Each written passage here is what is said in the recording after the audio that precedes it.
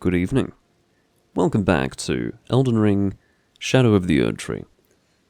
This is indeed my blind playthrough through the game, and it is now the evening. The previous recording that I did took place in the morning, and I find myself here already, back in the game, not just because I'm eager to play it again, but because I already had my setup organized from the morning, and again, as I think I alluded to before, the setup process was quite extensive and also troublesome, so I didn't really want to pack it down. I thought, oh, I may as well take full advantage of the setup while it was here. So here I am again in the evening. I'm going to very briefly comment on the following. I've been having issues with the drive that this game is installed on. It's incredible. The amount of issues that I've had relating to tech and relating to my computer are absolutely just unfathomable, and I'm not going to delay this live stream by going through it all. But basically, I've been having issues with this drive. It's actually an NVMe SSD, which simply cannot be read at all, so I had to get an enclosure for it.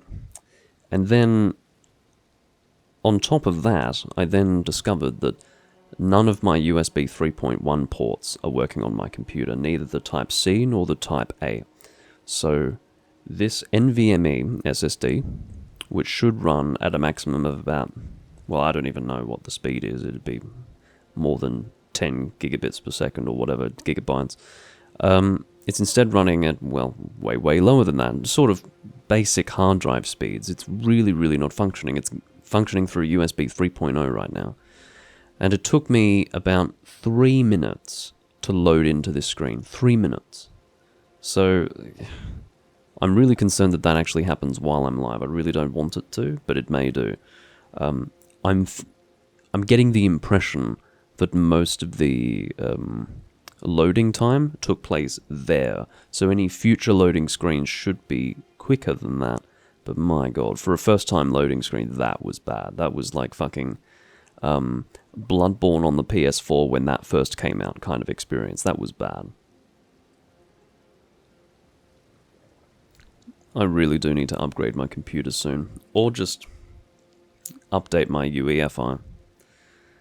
One of the two. It's something I need to work on. Anyway, hopefully that is the last of what I'm going to experience in terms of hardware issues. I'd like to think that has happened. Get a Steam Deck. No, I will not be doing that. I'm not really interested in portable gaming. Certainly not knocking the Steam Deck. A pretty interesting innovation. It feels appropriate to call it an innovation. It's basically a portable PC. But the idea is that it's only for people who actually want to game portably. That has never been of interest to me. So, yeah, I won't be doing that. So here we are back in Shadow of the Erdtree. I gave some thought to what I learnt from the first recording, and it sunk in a little bit further that the character that I had in the base game is, whilst being the same character, is in many ways separate. It seems that I will actually be able to improve my character in a way that is separate to the base game here while I'm playing through Shadow of the Erdtree. It is no doubt expected that you will gain runes and improve your soul level, but they recognize that that's probably not going to be enough for a comfortable increase in character effectiveness whilst going through this DLC. So they've actually added a separate character improvement system, which relates to those, well, I don't even know what they're called. You'd think that I would have internalized this. There was like a Erdtree shard of some kind that I was getting to bolster, that is the terminology of choice, that is the word of the day, bolster my defense and attack, and then there was also an equivalent consumable or bolstering material for torrent. So it was interesting to discover that, basically. And when I first saw it, I guess my initial reaction was that this was going to replace my ability to improve my character through soul level, but of course, logically, no, that's not true, because I am still getting runes.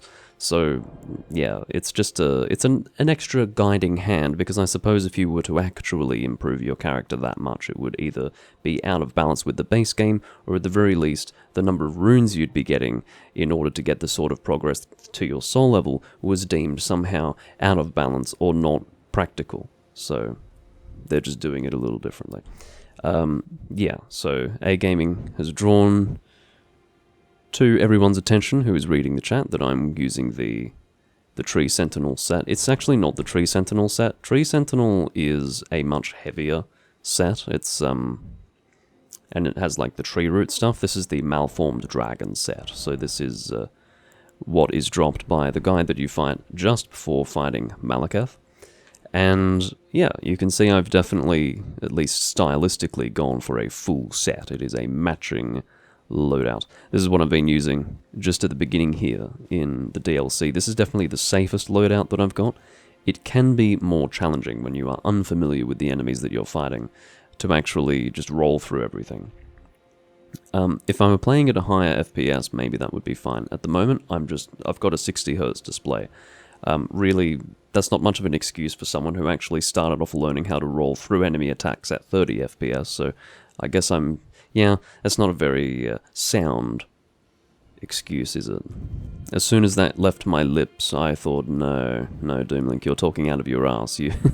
I mean, it is true that I have gotten very used to higher frame rates, because, you know, I've got a top-of-the-line machine from 2017, so, you know, I'm king of 1080p gaming, basically, and then that's about all I can say. So for many games that I enjoy playing, I'm playing at, you know, usually 165 FPS is what I'm hitting. Way above that, but that tends to be where I cap that, because I've got a 165Hz display on the other side there.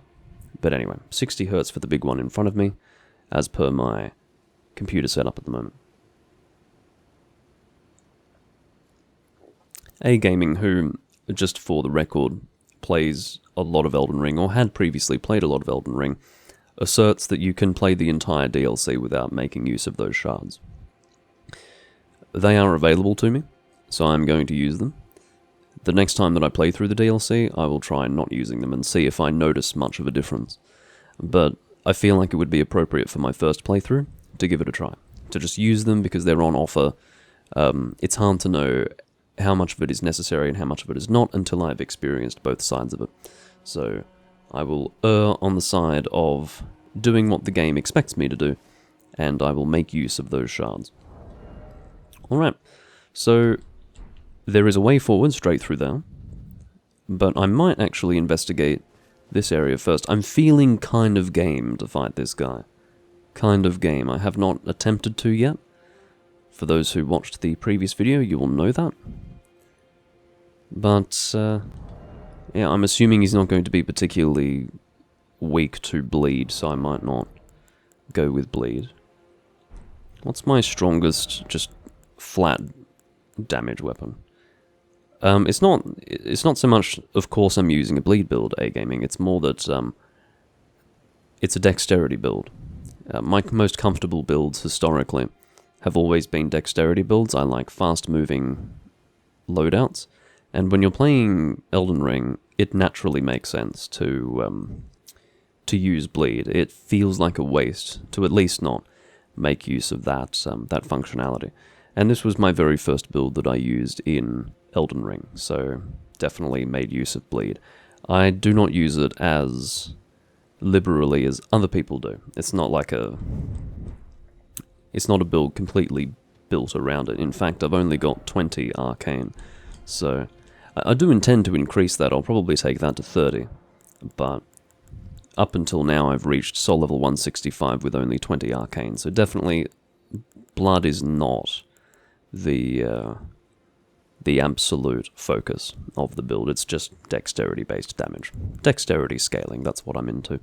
Alright, so I'm just going to sort chest here. I tend to be a little bit, what's the word, anal about this. Anything that really is not for this build. I suppose I could upgrade now, although it's a dagger. I'm not interested in daggers whatsoever. Just going to put that stuff away just to clean things up, just so that I know what I'm looking at. I have a lot of weapons to choose from, so I want to make sure that everything that I have available to me here is something legitimately to be used. Alright, so I've got Morgoth's Cursed Sword. This one's got a little bit more bleed build-up. This one here might be my best bet for effectiveness without bleed, so let's go with this for now. Godskin Peeler, I totally forgot that I had this. Don't know how much I like this. Oh, it's got an interesting R too, doesn't it? Yeah. Okay. Well, I'm not going to use it this time around. I'm just going to go with the Dragon King's Cragblade, which, to be honest, I think is... I thought that I had actually used this in the past with a quality build. I could be wrong about that, because it's a D strength scaling and a B dex, so... That's not very impressive for a quality build. It's not completely inappropriate, but a D-scaling with strength is nothing to write home about, for reasons that I needn't expand upon. Alright, it's time. Look, I have every expectation that I'm going to have my ass handed to me on a platter, and perhaps I shouldn't be doing this with 130,000 runes on hand, but I'm doing it anyway. So... I'll probably do this on horseback because he is very large. It's probably expected that you do this on horseback. Okay, very big open attacks there. I'm going to use the Crimson Tear to heal Torrent for now. I'm sure I've got the fruit. Okay, that's not working. You can probably use the fruit to survive. How much can my shield block though? Not much of anything. Yeah, I can probably get the timing right on... I wasn't sure how far that was going to reach. So I have little doubt that that can be rolled through. Sort of like a... what's a good example? I guess the final boss where he creates that... The final boss of the base game where he creates that outward ring. You can just sort of roll through it. Should I attempt to even do that? Yeah, alright. I just wanted to figure out what I was doing though. Let's try to figure out the timing. Is it better to be close or far? Oh, I did press the button to roll, I'll have you know.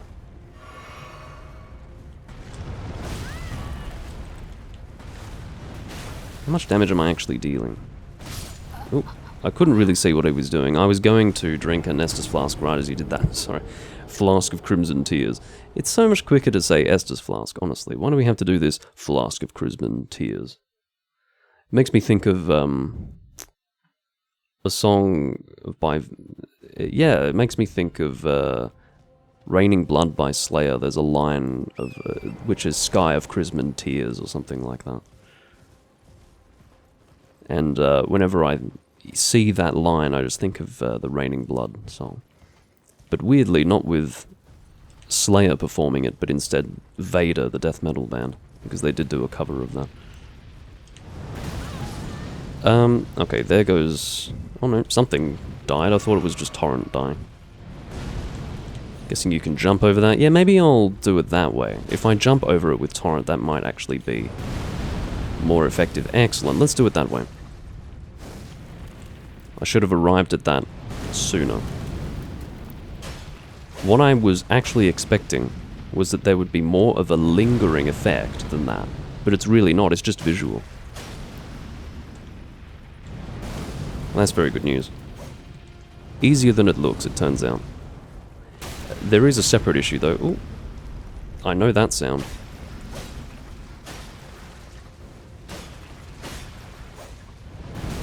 Oops.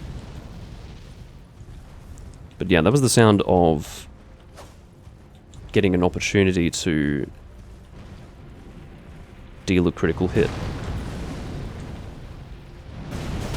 Oh. He is very, very large, so I bet you can roll through that. I don't doubt that for a minute. So two issues here. First, is that he's very, very large, so it's at times difficult to see precisely what he's doing. Second issue is that he has a lot of health, so there's probably a strategy to dealing damage to him, right? So when you fulfill certain conditions, you may be able to inflict lots of damage to make up for what we're seeing as very high health or very high defense, perhaps. I don't know which of the two it is. It seems to be high health because I'm dealing about 1,000 per hit, or something in that region. Alright, back onto Torrent. This is just a learning experience. I'm just learning how this guy operates. No, I shouldn't be doing these slow, heavy attacks. Let's just poke him while he's here. Also, as part of the observation, see, that fucking sound. What should I be doing? Because he remains quite high. He's not falling down. I'm not seeing anything glowing golden, right? For me to hit. That's very annoying. Because, yeah, the damage that I'm doing at the moment is entirely insufficient, so perhaps there are conditions that I can fulfill, but I haven't figured out what they are yet. I might lower the... Sorry, one sec. I think the game's just a little bit too loud, so I'm going to lower the volume of it a bit.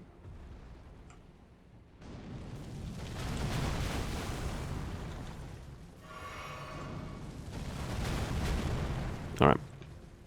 Just making adjustments to the live stream literally while fighting this thing.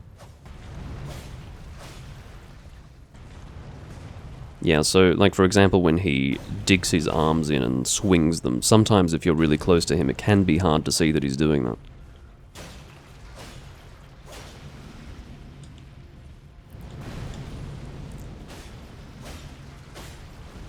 Let's just stay committed to that leg.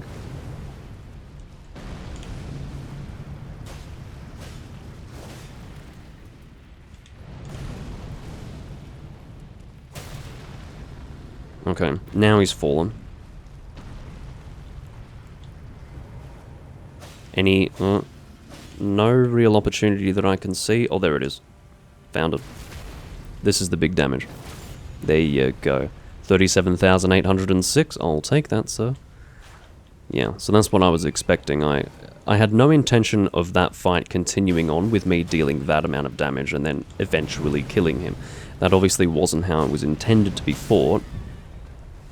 And I just had to wait for the conditions to be fulfilled. And that's what the conditions were. You do a certain amount of damage to one foot, and then another amount of damage to another foot. Kind of like those things where you can... you know, those weird turtle-looking things. And, you know, ultimately just an extension of the Tower Knight boss fight from Demon's Souls. The tried and true hit the legs.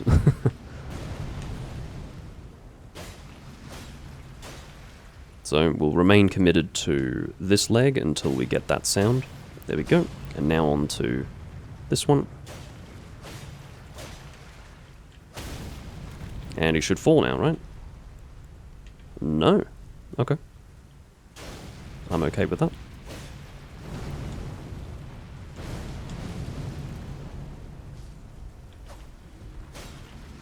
We know the way to do it now. That's what's important.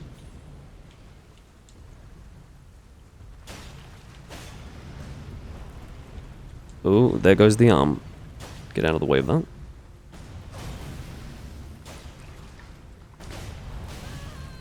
Now, at this stage, I have no reason to believe that this is impossible to do without Torrent. But I'm not interested whatsoever in setting myself that challenge, okay? It's not really needed. Alright, you falling down? You are falling down. Good night, sir. You're taking the piss, surely. That was 9,000 runes for killing him.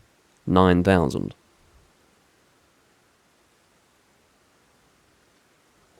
I'm just going to smile politely and pretend I didn't see that. 9,000 runes for all that effort. It's not a difficult fight at all, right? I accept that. But, you know, he was in the picture of the DLC. You know, when I was downloading this game, there were various pictures of the enemies that I could find in the game, and he was one of them. And he's a big hulking mass of a fucking enemy. And you give me 9,000 runes for killing him. Up yours, game. Anyway, so I saw that I got possibly a helmet, a mask, not you. Something relating to a furnace. I saw the word furnace. Also, just warning you, as this live stream goes on, I'm actually going to get progressively hotter because I've got my bedroom door shut because it's late at night, and basically girlfriend sleeping, don't want to wake her up. And what that means is that I'm just going to slowly bake in this room. Also, fun fact, it has now just passed midnight, and there is a 50% chance that my internet is going to switch off between now and 3 AM. Because there are some local maintenance works going on. And as a result, my internet may be shut off. So, the only reason why I'm doing this, the only reason why I'm taking this risk, is because it doesn't usually happen when there are maintenance works. I'll get like an email saying, oh, maintenance work in your area is being conducted. This may affect your internet connection. Usually doesn't. So that's why I'm taking the risk. We'll see. If the live stream suddenly shuts off, that is why. But anyway. Yeah, so I'm guessing there's going to be a key item, or perhaps a bolstering material. I didn't really see what it was. I saw the mask thing, which was attached to the monster, or the enemy. Don't go out of focus. Rotten duelist. Certainly not that. Alright, let's have a look. Any exclamation marks around here? Well, there was one, but... Oh, here we go. Furnace visage. Material used for crafting items. Exceedingly rare to find. Well. What can I craft with it? Is it an option here?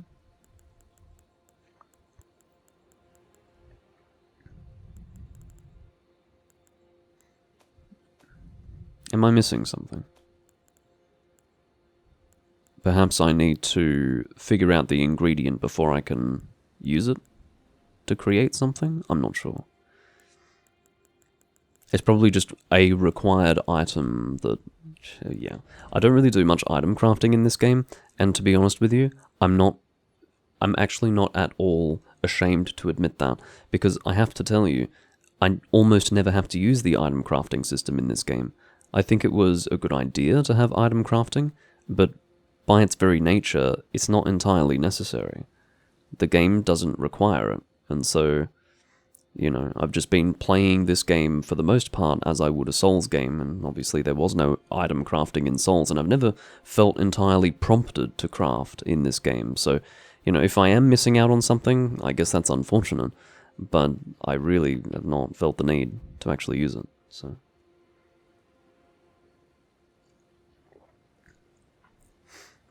Like, I seem to remember using Aeonian butterflies to create various things, or perhaps even one thing. But aside from that, really not. Okay, so that was one thing that we had acquired. I still haven't really figured out what the hell it's used for, but... Here we go, this might have been the other thing. Deflecting hardtier. Okay, so perhaps that thing that we just fought is the equivalent to the tree guardian things. I'm sure I'm getting the word for that, or the name for that creature wrong. You know, those large wooden bosses or mini-bosses that you fight near the minor Erdtrees. Maybe that is actually something related to the Erdtree, and is essentially an equivalent to those minor Erdtree things. I mean, unless, of course, I got this tier at some other point. But it looks similar to what I had acquired after killing that guy. Alright, let me have a look and see what this does. Enhances spontaneous guard. What is spontaneous guard? Do you mean if I suddenly raise my guard just before an attack comes in? Is that what you mean by spontaneous? Damage negation and guard poise will be heightened in the moment immediately after assuming a guarding stance. So that is, what I just described seems to be precisely what that affects. Successfully executing a spontaneous guard will also strengthen guard counters. So what it's doing is it's incentivizing you to not just turtle, that's what we used to call it back in Dark Souls 1, you know, hiding behind your shield. The tier actually makes it better. I mean, I don't know if spontaneous guard is some kind of back-end calculation or some sort of back-end system that I wasn't aware of, whereby you get some sort of different set of circumstances, or rather, you may even get a benefit or something like that, just in the immediate, say, second you raise your shield, and then it sort of becomes less effective. I don't know. I've got no idea, and at this stage, I'm not going to pursue it further. Good for a super tanky build, apparently. Well, that's not really what this is. Not really. We've got 156,000 runes now. I had neglected to pick up the runes that I had lost when taking on the boss for a second time. But anyway, I've got the Dragon King's Cragblade. That did a reasonable job. I don't think I'm going to use it anymore. I think I might return to what I had equipped before. Our Noble's Blood Slender Sword. Why is this unequipped? What is going on? I think there was a reason why. I did unequip it in the previous recording, and I don't remember why. But anyway. So, I will investigate this area. Oh no, I came from this direction. So, I'm going that way. Am I? Well, here's the question. This is a blind playthrough, first time I'm doing this, so I should make a decision. Do I want to go this way first? Apologies, those watching live will know that I just went down for a few minutes. It was not related to the internet issue that I was forewarning of before. OBS suddenly cut the live stream saying that it couldn't access my stream key anymore. You can imagine that when I saw that, I kind of shat myself. I thought something had been compromised. Not true. It just, yeah, wasn't working suddenly. I've never seen that happen with OBS before. Very unusual. Yeah, that was a pretty scary error to get. And as I say, not seen it before today. So I don't know what brought that on. And I suppose when you don't know what brought it on, you don't really know how to avoid it again in the future. So my fate is in the hands of the OBS gods. Seriously. Okay. Let's get back into the stream manager and get moving again. And thank you, for those of you who are watching, for your patience. Right. Back in. It's a bit weird to have this black strip. Oh, that's why there's a black strip. It's because this is what it's like. Okay, so what I was explaining just before I went down was that I have decided formally that my way forward in the DLC is going to be across this bridge and down. My reasoning for this is that the very first direction that I explored was the south. I took myself down here, couldn't really see a way forward, so I decided, alright, let's now head toward the north, and that's where we are now. But if I cross this bridge, I'll be able to head back down that way, and I may actually find a path forward over here. I'm just interested in this direction, okay? I don't have to go this way, but there's something about the south that I'm interested in most. I think maybe part of the reason is that that was your best direction of progress in the base game, if you remember. You wouldn't go as far north as you could first. That's not really what you were intended to do. The best way to progress was actually to go south of Stormvale and take yourself into that more southern area. That was good. I mean, you could do that before, after Stormvale Castle, but before you got to the magic area. I just call it the magic area. I can't remember what it's called now. But anyway, I suppose that is the reason why. It's just a theory. That's just a theory. But yeah, I'd say I'm in good stead. That's a good enough reason for me to be doing this, I suppose, is what I would say. Hoping that everything's fine with the live stream. I closed and reopened OBS. The only thing that I had to adjust, I believe, was my webcam. Everything else should be going through smoothly. Let me just shift things. If I'm going to be blocking the rune counter, I'd rather be blocking it completely. I hate partially blocking things because then it just makes you want to see what's written there. But anyway. Again, reporting on the atmospheric conditions for your viewing pleasure, it is getting progressively hotter and hotter in this room, and I am getting progressively sweatier and uncomfortable.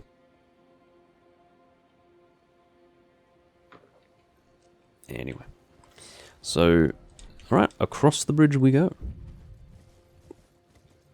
I have to say that despite the fact that... Oh, Elak Great Bridge, very well. Despite the fact that this DLC location is very drab, and I don't say drab with the intent for there to be a negative connotation, I just mean the colour palette is very limited, very narrow, and very dark. Despite that, it is quite beautiful. I think what it is that the colours that do come through very strong. So I can just see that fucking item, and it's definitely intended to have me risk death. Without a doubt. Alright, whoever is launching that shit, time to get my revenge. Oh yes, I see you. I really, before taking my way through here, should have rested at a sign of grace, because I am currently making do with only 3 crimson tear flasks. I can see you very sneakily getting behind me there. That was far from adroit, so that was actually very disappointing. I haven't actually done too much two-handing in this game, so if I seem like I'm not completely optimally useful with this, that would be the reason why. Oh, that's beautiful. I like that. Let's do more of that. Alright. Must do better. These guys are called perfumers, aren't they? I am familiar with you. Goodbye. I felt that it would be best for me to just mash you. Sorry, I've lost my chat again. Let me bring that back up. Okay.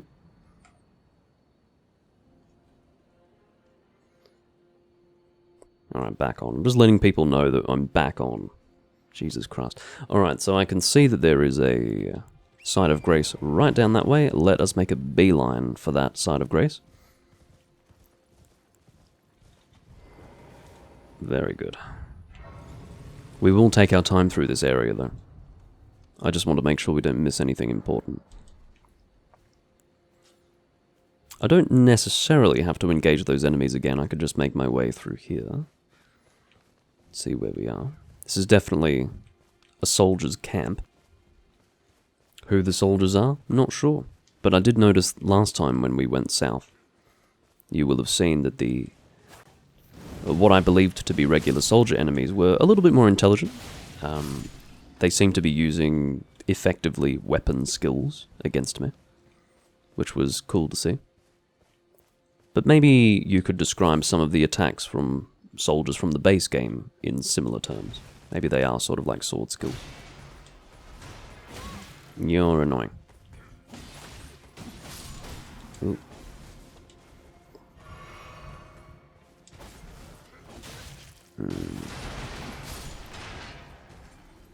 Playing very aggressively and getting hit rather stupidly. Is it another one of these things? Isn't this what we had a message for last time? It was near that NPC with whom we were chatting. Oh, hello. I do remember you from last time. I managed to get your weapon first try. I'm assuming that that was pretty lucky of me. Oh my god. Bad, bad. I could see that coming from space. But sadly, it wasn't so obvious that I was able to avoid it. It's one of those classic, oh, I know the player is going to evade, so what I'll do is I'll just have it come down super slow. There is an enemy very much like that in the south. Like, what's it called? Limgrave? The southern part of Limgrave, where you've got this weird, large enemy with a big greatsword, and he does very slow swings very deliberately, and it's off-putting. It actually really makes it hard to get the right timing with your roll, especially if you're used to just spam rolling, for example. Erdtree fragment, there's another one. Alright, let's use that right now, before I forget, because I suspect that I will. So they are sort of hidden around the world, as you can see, and of course there's every likelihood that I'll miss them. I have no desire to figure out precisely where they all are and acquire them all. I'm playing blind, so I'm not going to be looking up any guides of that sort. Shadow Realm Blessing, Erdtree Blessing, can I? No, I need one more. Okay. Oh, unless, I really should have checked to see what it was called. I do have 2 different types. So, no, it was not Revered Spirit Ash. It was Erdtree Blessing for certain. So, there you have it. We need one more to be able to upgrade ourselves again. Not sure what you're doing in there. You seem to be. Oh no, you're not actually in combat. You're just a very destructive individual, rolling through all of these things. They're usually quite good about revealing drops. There's a shining beam of light. Difficult to miss. But he has chosen to roll through all of the objects, which is fine. I don't know why I don't have that instinct. I don't have the instinct to just roll through things. I almost don't want to make a mess. Oh yeah, I need to go and get my runes back, silly me. Oh, the dog is out. The dog is out. Who let you out? I don't know. And quite frankly, the people who made the song don't know either. Oh. No, you don't, sir. But yes, I did forget about my runes. I shouldn't, because I have about 156,000 of them. Or thereabouts. That would be bad form to completely forget about them, would it not? There's lots of enemies here.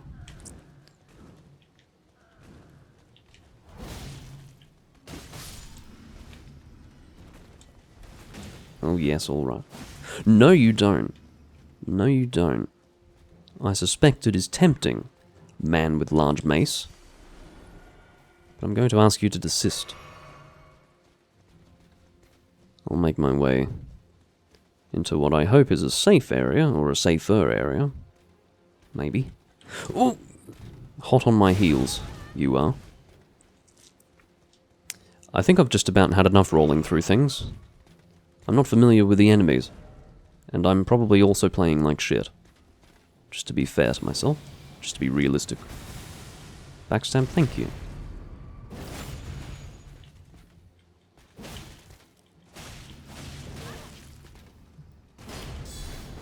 Take that, you big mother. I've already got your mace. Alright. So if I'm doing this, I may as well just go the full, I can't really say fashion souls anymore, can I? What do you call it? Fashion ring? That's a bit pathetic. Elden fashion? My terminology is just completely out of time and out of place.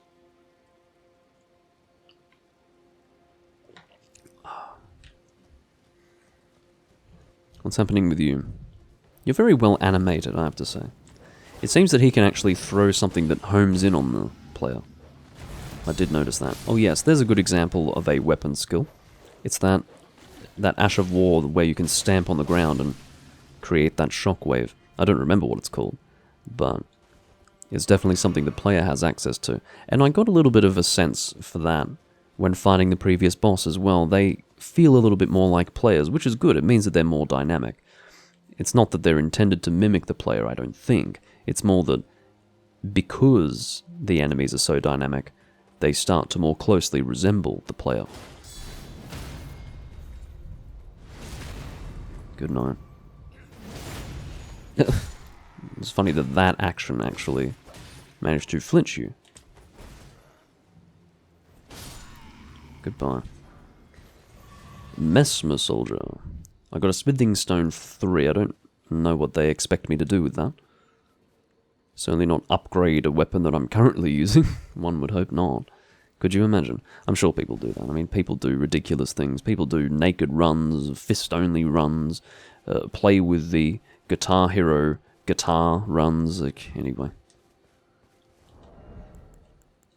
We need a Dark Souls with PlayStation Move run, if there isn't one already. I actually don't know if that's possible.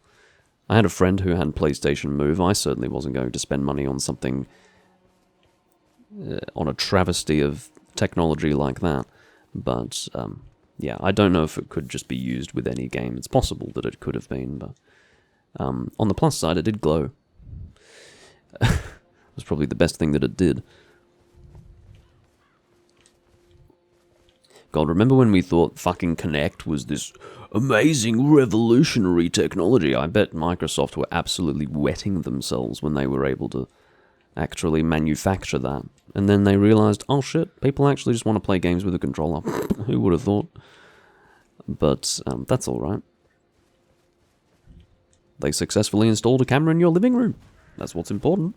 And that was probably what they were after anyway.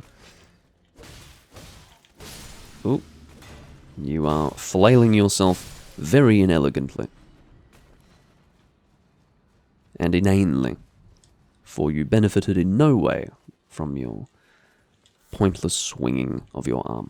Okay, I'm not admittedly keeping track of where the hell I'm going. In fact, I've just ended up where I originally started. So let's actually progress through this camp in a slightly more methodical fashion. Ooh. Hello, I will fight you first, and in fact I do have a bow on hand, which might surprise some. It almost surprises me because I don't pull it out very much, so I might actually make use of it for a change. Hello. I do have a strong attack with this, hold on. Yeah, there you go. Sorry, that may have been a bit loud, my strange noise that I just made there. Honestly, it's not that strange of a noise. It's a noise that you've probably heard. I think every child made that noise at some point in their lives. Or every person made that noise at some point in their childhood. Kind of like... Or, well, I'm not going to go through a whole litany of examples, but...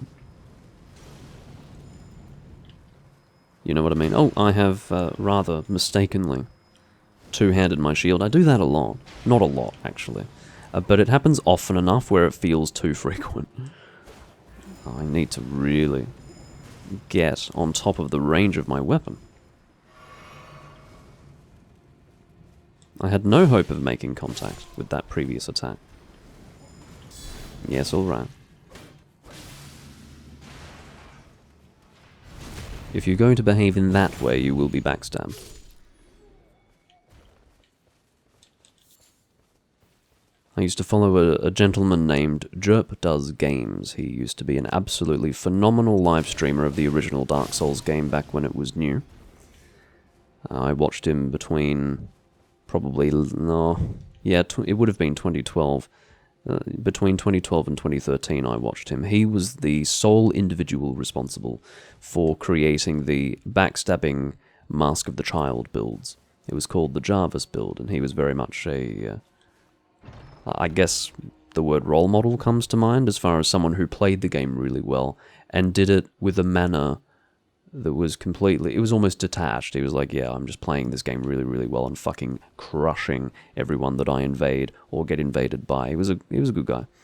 I'm not sure where he ended up, to be honest with you. He deleted his channel on YouTube, I think maybe, God, 8 or 9 years ago. I think I checked 8 or 9 years ago and it wasn't there anymore. It probably wouldn't have been that long ago when I checked. Maybe it would have been 6 years ago when I last checked and it was gone, so I'm not sure what became of that guy, but he was a legend. He was one of the few live streamers I actually watched. I was never very interested in watching live streams because by the time live streaming really took off, so you know, the real advent of Twitch becoming this huge part of video gaming online, or the sharing of video games online, I wasn't really watching people play games anymore. You know, in the days of, say, Justin TV, you know, I'd watch a little bit of live streaming, but that was when Let's Plays was still very much a thing on YouTube, and that's what I was really interested in watching, but, you know, more produced content. But anyway. Yeah, Jerp Does Games. Absolutely rate that guy. Absolutely. He was very good. I'm not going to say that I was a frequent viewer, but I did watch him a lot. So, we're back at this fucking bridge again. It's not that I'm trying to progress in this direction, I just want to make that clear. I'm just clearing out the camp. I'm just not convinced that I'm doing it very well. I think I have done a good enough job for the moment. I think so.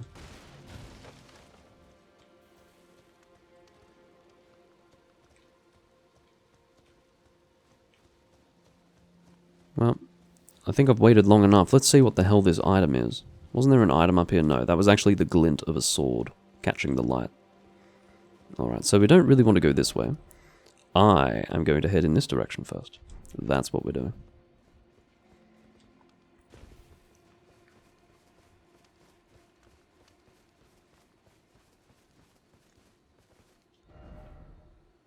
Alright, this is the road. Let's go.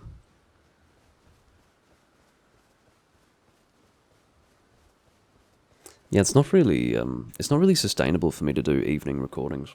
I think I've made that decision now, because if I have to keep my door shut, and I don't want to, certainly don't want to interrupt my girlfriend's sleep, so, you know, it gets so hot in here without any airflow. So, there you have it.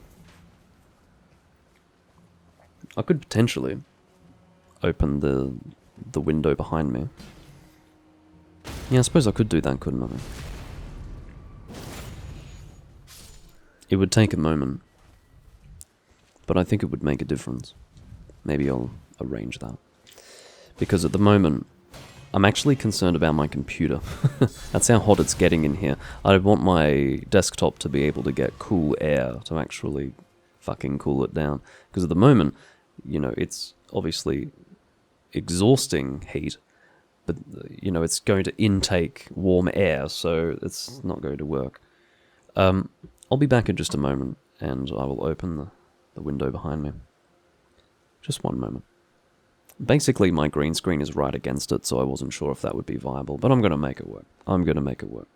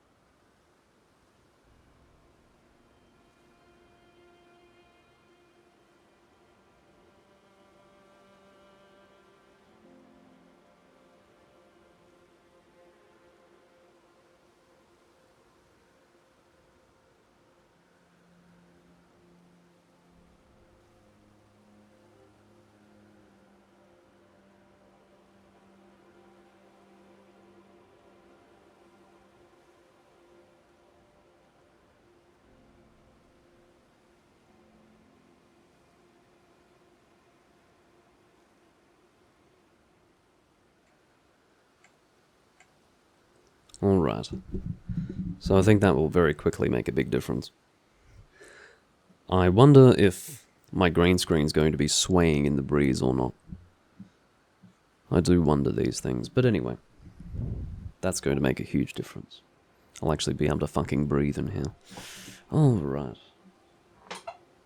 Well, I suppose it's the breathing's okay, it's the everything else that's a challenge.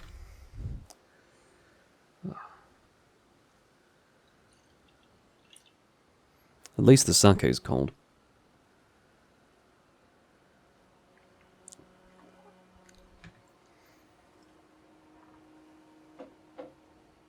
was funny, I immediately felt relief. I could feel it in the room when I opened that up. It's just, it's like airtight in here. Alright. Back to the video game.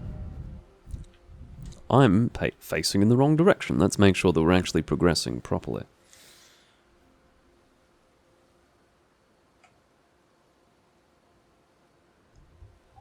Checking the live stream. Making sure that I'm live properly because things went weird last time. Twitch is a very strange animal. It always says that my live stream is unstable, and I always know that it's full of shit. I always know it's full of shit.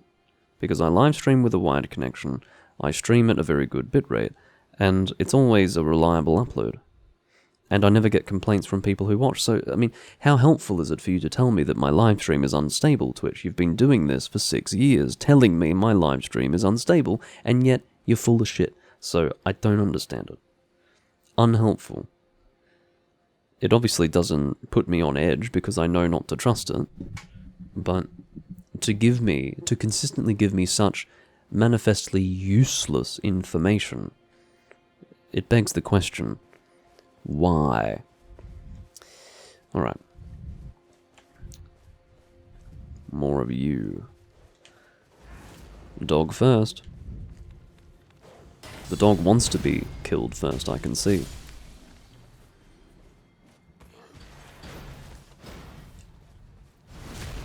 You were deserving. Oh god. What the hell was that? I'm now sitting on 217,000 runes. Next Side of Grace, I will level up. It doesn't really count for much, but these things are cumulative.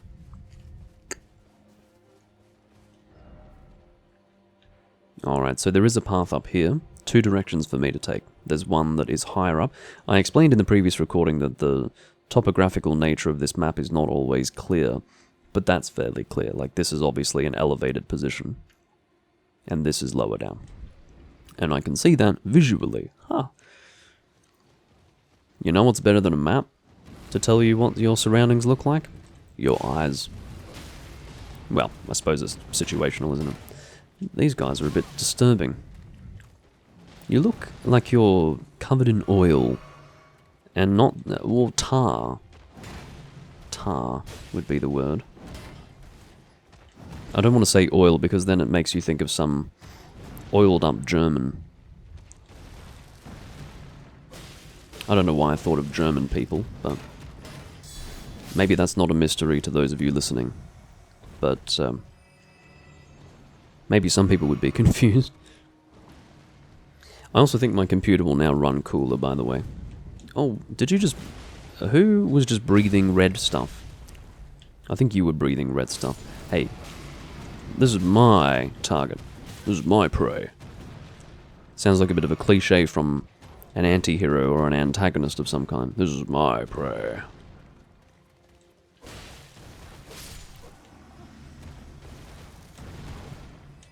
Oh. Oh, you're the one breathing red shit. What is that? Some sort of bleed build-up, yeah. That's alright, 2 can play at that game. He says as he fails to get the bleed proc. I think it's about time I changed weapons. Let's go to the Dragon Scale Blade. Not very exciting, is it?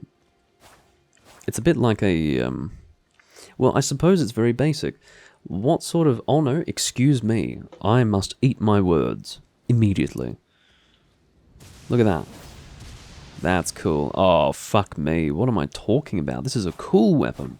For those of you familiar with this sword, you must have been screaming at me. I don't know what it is about me. I forget that these weapons have fucking skills. Alright. I don't usually forget it. I suppose I'm just distracted by the fact that I'm doing a commentary. Why are you not fightable? Someone's already been here and dealt with it. Could I possibly interest you in some confrontations? Oh, you're having a really bad time of it. Alright.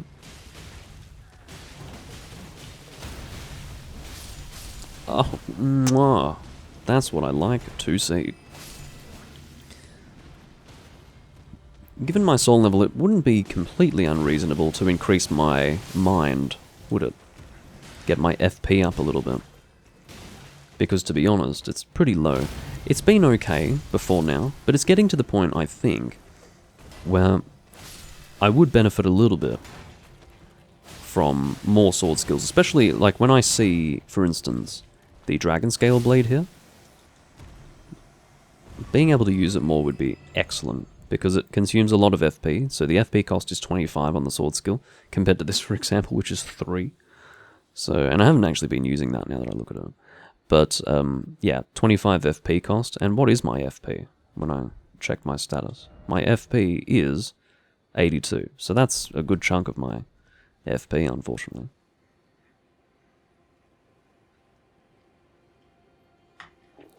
I can definitely get my FP a little bit higher. It's not an unusual, that's the word I'm looking for, unreasonable. It's not an unreasonable use of my runes. Hey Vernon, good to see you. The stream's going okay. It's as okay as it's going to be given the circumstances. Not everything's perfect. And I suppose things never are perfect with me, but that's fine. We persist regardless. But yeah, long time no see, indeed. There seems to be some sort of ruinous building for me to go in here. Obviously my intention in going in this direction was to take this path, but we've ended up somewhere else, so we'll continue. That's part of the fun, isn't it? You intend to go one way, end up going a different way, and then all sorts of adventures ensue. I did see that there was a way forward there, but I would just like to go this way first. I want to be thorough. And I'm not going to say that over and over again. That was a common phrase uttered by myself in the previous recording. It's getting a little repetitive, but yeah, just as long as you're aware. My intention is to explore everything as best I can. Alright, let's go in here. It looks a bit underground, doesn't it?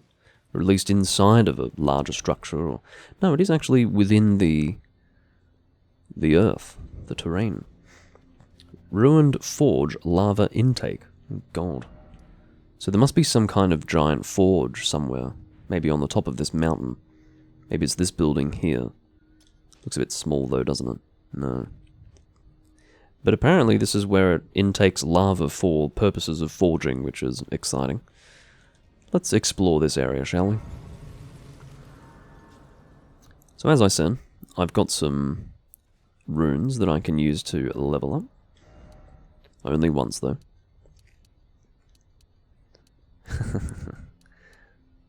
So I can see, actually, that... Oh, no.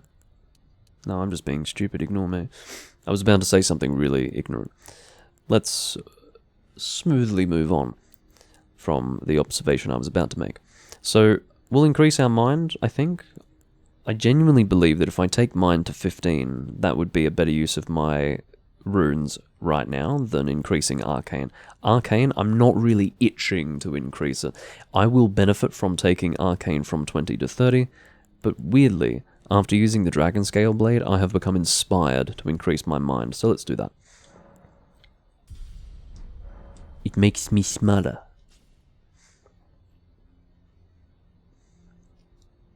Thanks, Vernon. Hope you enjoy Wilds. I won't be playing it. But if you remember Potato Knowledge, one of my frequent viewers alongside you, he fucking hates it. He hates it even more than Rise.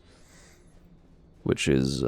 incidentally, Ethan does not feel that way. Ethan thinks it's pretty cool in various ways, but he does have complaints, so... Yeah, there you have it. Definitely cooling down in this room now. It's still warm, make no mistake, but I'm no longer on the precipice of suffocation and or heat exhaustion, which is good shit. I can feel that this is a large underground location. It has that feeling to it, doesn't it? It's like a dungeon. I'm wading myself into a nice little underground location. Some kind of troll or rock golem.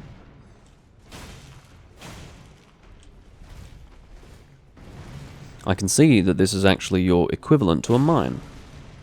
And it looks like your weak point is on your back. You've got some sort of gem there. Can't backstab you though. Oh my god. You are like the mimic thing. Not mimic, you know, the... You know what I mean though, like the mimic tier? Not that thing. That was a boss. But this is like a lava version of those strange, gooey things from Noxtella. You lava fucker, and I bet you explode when I kill you too, don't you? You've even got a hand. Do you explode? I don't trust you. Not for one moment. So interestingly, I am doing more damage from the back. But I don't get many opportunities to swing at him though. Just gonna lower my speaker volume though.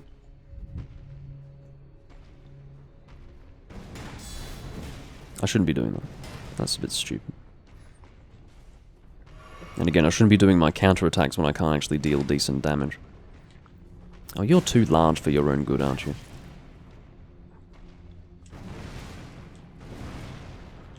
I'm going to bring you back into this room. This is a much better area to fight you. And while I patiently wait, I will gather whatever is in this room.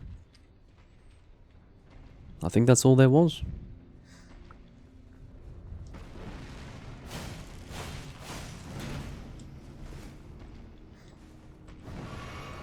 Heal up.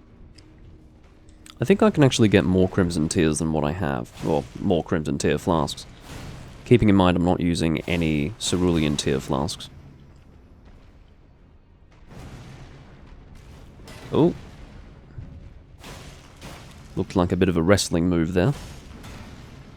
One that I have seen from enemies in this game before. Uh-huh. Oh, is it in the back where I can stab you? Who would have thought? Who would have thought? Here I was, overthinking it. Okay, what do I get from you? 4,628 souls and a smithing stone 5. Not really worth it, honestly, after all that effort. But that's okay. I'm not asking for handouts here. I just want reciprocity. I want some sort of fair exchange for my time.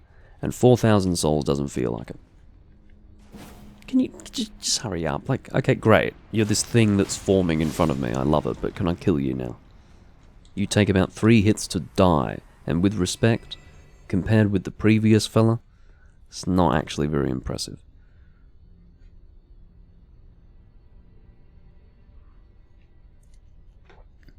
Well, Vernon, I don't think that you and I see eye to eye when it comes to Monster Hunter. I seem to recall that you liked Rise in a lot of ways.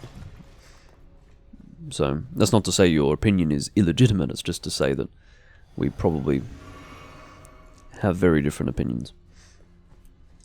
But still, I think I would have enjoyed Wilds if I played it, but I wasn't really interested in putting the time in anymore, so I chose not to.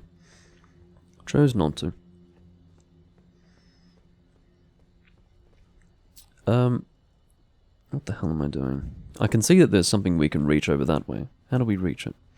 Ah, from down there. Very well. Anything to pick up over here? Does not appear to be the case.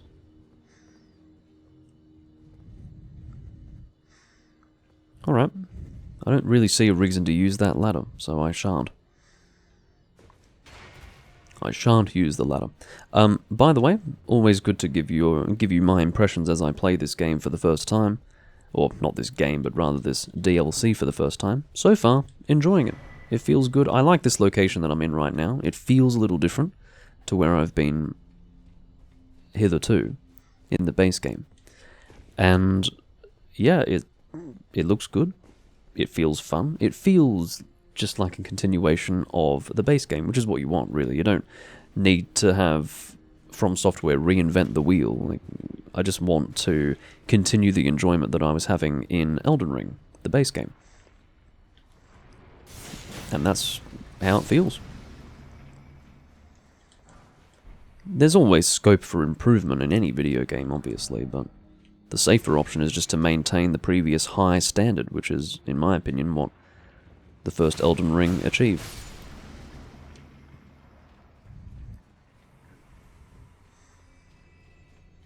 Did I pick up that item that I had noticed from a distance? I just don't want to miss it in case it's something good. I may have... We're back.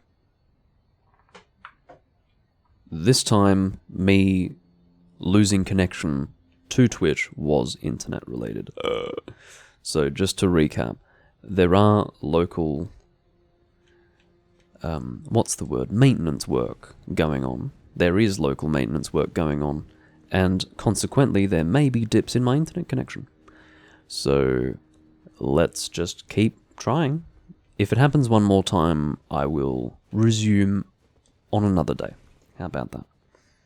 I'll make that promise with you. If we do have issues going forward, I will commit to trying another day. Let's just try to get an hour. Hey, we haven't managed that yet. An hour would be good. Actually, no, we have managed an hour. Excuse me. This is 42 minutes, and then the previous session may have been about 20, 15, 20, something like that. Anyway, did I finally pick up that item? I was so distracted by what happened there that I don't remember what the hell it was. Oh, I see. No, it wasn't that. God knows, it could have been anything, eh? Maybe it was gas stone. That seems appropriate for this location. Yeah, it would have been gas stone. Not very exciting, all things considered. But yeah, live streaming, hey? That's what we want. Maximum volatility while creating our video content. High risk, high reward, perhaps we could say. I see you. It's slightly off-putting to see a hand coming out of you. I could do without that. I like how the lava spear actually sticks into you like a physical object. I suppose it is a physical object, in the end. I can see that this man... Well, the word man is a bit of a stretch, isn't it? I can see that this living creature... I pressed that accidentally, by the way, on my controller, with my arm. But I can see that he's guarding some... stones. Upgrading stones. Not interested. Not even remotely. I really couldn't give less of a shit. So, good for him. He can guard them, they can be his treasure. And, to be honest, I've now moved on to bigger and better things. Glass shard. Again, acceptable for the environment. I can see there is a lever for me to pull. Shall I pull it? Maybe it'll do something with the lava. Oh, there you go. Very good. Looks like a large pipe of some kind. Get out of my way. It's no fault of yours, really, but you completely ruined that moment by existing.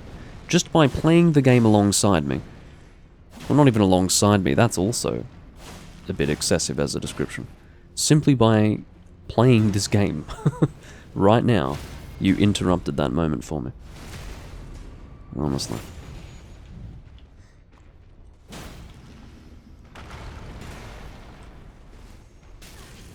Alright, that's it.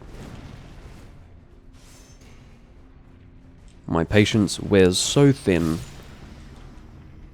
Could be described as gossamer thin. Like, quite frankly, if I even have to see another one of those fucking creatures again, I might have a small meltdown. Very small meltdown. Oop. Okay. That's alright, I can think of many wrestlers who would have used a move like that at least once in their careers. Proceeds to name no wrestlers because he doesn't know any.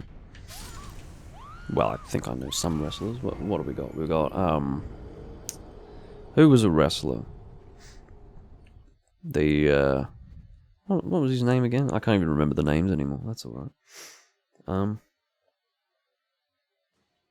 The Undertaker, he was a wrestler, wasn't he?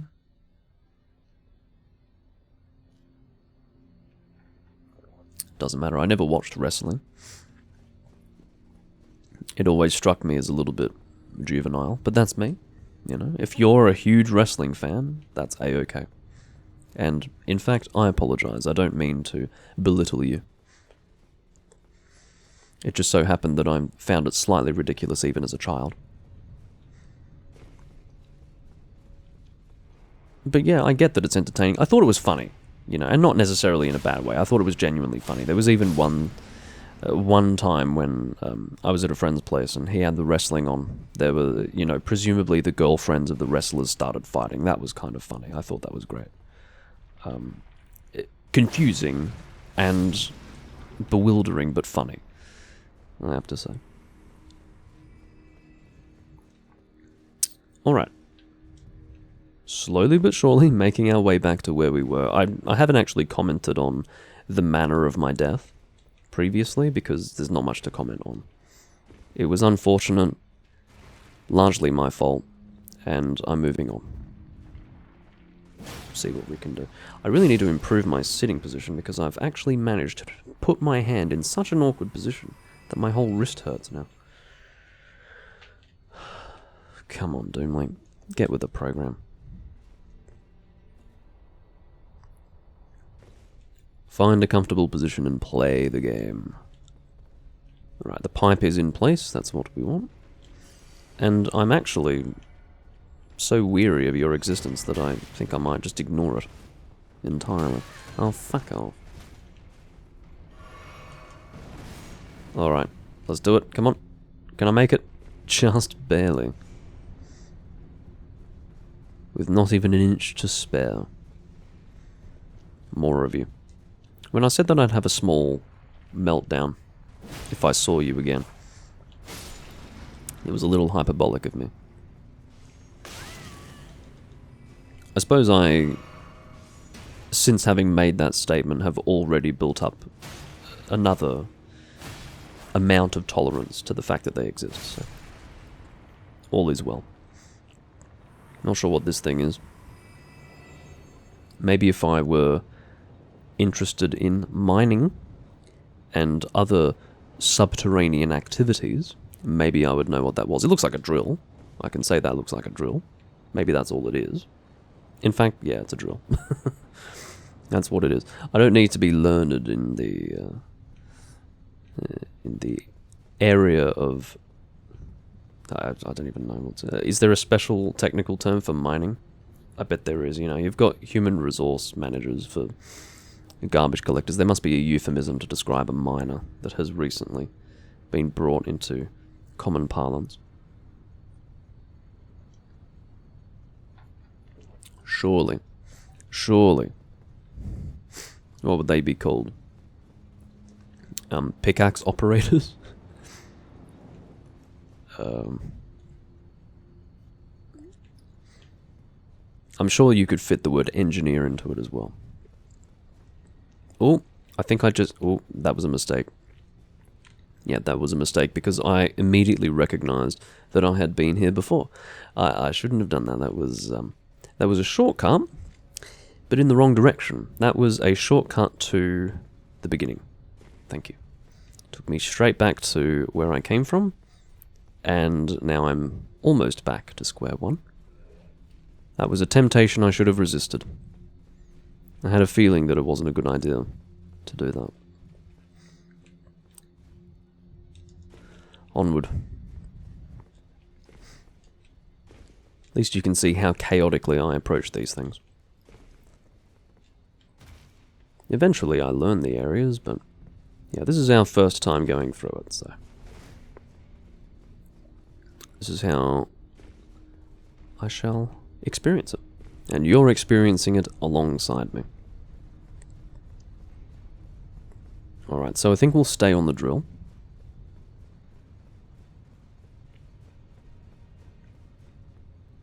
That is where we were. This is where we couldn't reach before. This is new territory. New ground is being covered now. Examine altar. Anvil hammer and ancient dragon smithing stone. Okay.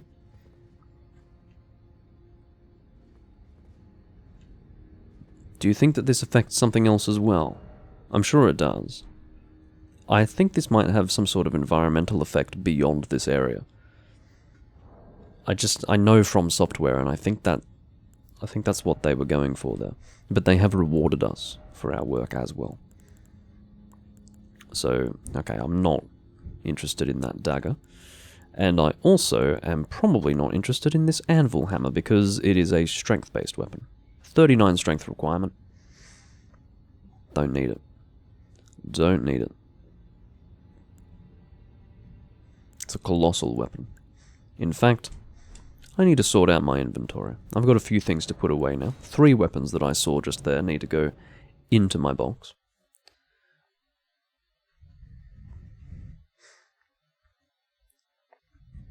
There may have been things that I missed there, I'm not sure. But that felt thorough enough. A comprehensive examination of that underground area. I was just sort of hoping for a little bit more, but at least it wasn't as labyrinthian as some of the underground areas of the base game. Honestly, that is the one thing I probably hate the most when it comes to the exploration of Elden Ring. It is those really long underground locations that all look the fucking same. A lot of them are accessed using stone sword keys, and oh my god. Shoot me. Like, I can't fucking do it sometimes. Some of them are really long, really boring, and really confusing. And it just miss me with that shit. I honestly do not require it in my life. Alright, so we are sorting our chest, going to the weapons section, putting that away. As well as these 2 weapons. Oh, we've got a Fire Spark perfume bottle. How does this actually work? I remember seeing this thing in a weapons list. Keeping in mind, obviously, I've been making builds after the release of Elden Ring Shadow of the Erdtree, and I've had to sort of avoid the weapons that I can't make, given the fact that I don't have access to the DLC, or rather didn't at the time. And I remember seeing this. This is a dexterity-based weapon, so maybe... Oh, don't put it away, for goodness sake. Come back. I need to figure out what you are. If it's literally just fire... Is it just fire? Is it like those perfumers when they spread their stuff around? Is this literally what they've got? Is it infinite use? Does it require FP in order to be effective? I don't really know what to expect here, so let's equip it and actually figure this out. I'm interested. It's relevant to my build. I'd be interested even if it weren't.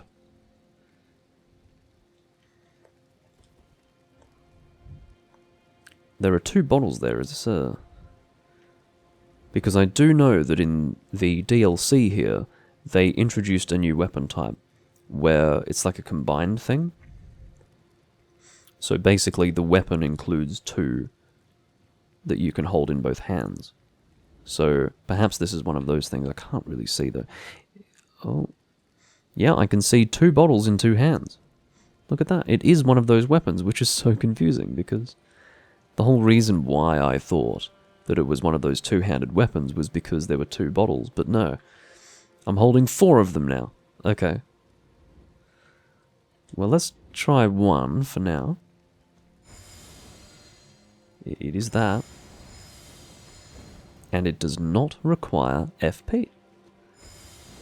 You are getting used In so many situations, I'm going to test you. I'm going to test the hell out of you. What happens if I two-hand you? Oh, nothing. Okay. Nothing whatsoever. Understood. Not designed to be two-handed. In fact, I couldn't really describe it as a two-handed weapon.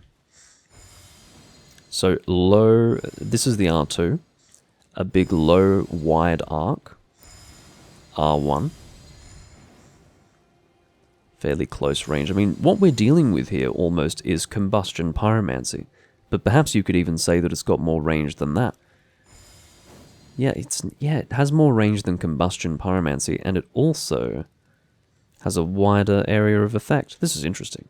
I'm going to make use of this, because it is for the dexterity build that I've got.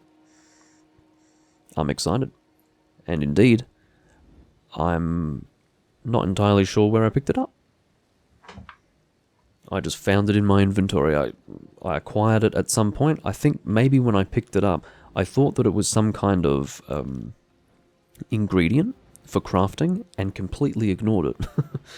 And I suspect that might be most people's first experience with this weapon. They don't actually realize they've picked up a weapon when they got it. It wasn't until I actually saw it in my weapons list that I remembered, oh yeah, I did actually see that in a list of weapons for Elden Ring after the release of Shadow of the Erdtree. Well, you're going to get upgraded, my friend. Let's head to the round table hold. You are getting upgraded straight away, because you are a C scaling without any upgrade whatsoever. Which means that if this is ever going to be used, this would be the build to use it. How the hell do I get out of here? Can I even go to the round table hold? Is that allowed? Excuse me. Excuse me, can I go to the round table hold? Do I have to go to Gravesite Plain and make my way manually back to the non-DLC area? Probably. I'm assuming that I can freely come and go. That should be fine.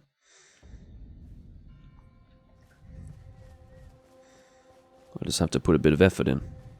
Have to actually walk out of the DLC. Hopefully. Is there a way back?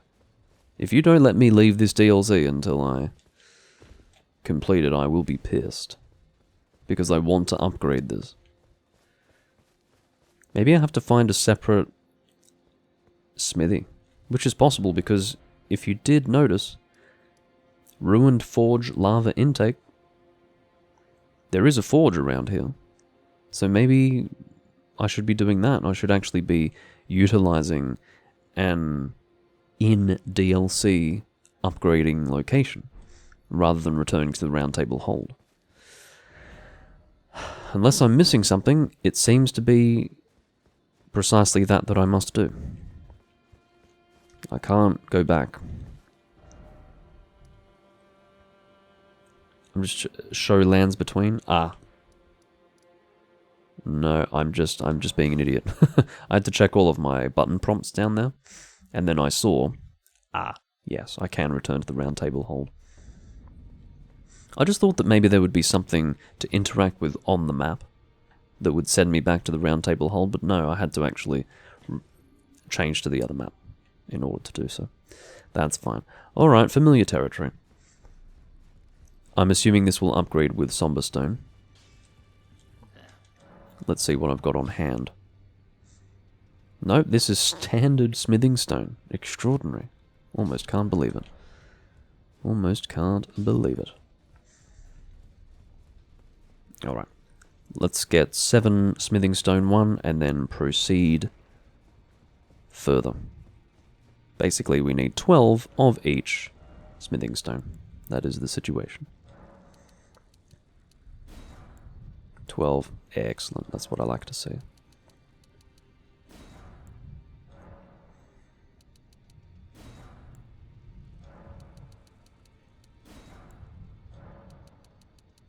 Let's hope that I've got enough money for this. No, I don't have enough runes. I certainly don't have enough runes for this. Oh well. Do I have anything on hand? I did actually pick up some of the DLC Shadow Realm runes. Obviously, relative to their standard counterparts, they do give you more runes. So, Golden Rune 1, 200 runes. Fuck off. Pressing the wrong buttons. Let's do that again. Let's pretend that I didn't just suddenly ruin the moment. Hold on. Let's go back to... Oh my god. Absolutely unbelievable. Let's try that again. Golden Rune 1, 200 runes. Shadow Realm Rune 1, 7,500. So relative to that, it's a lot, but still not much for the end game, I suppose is what I'm trying to say. 10,000, pretty good.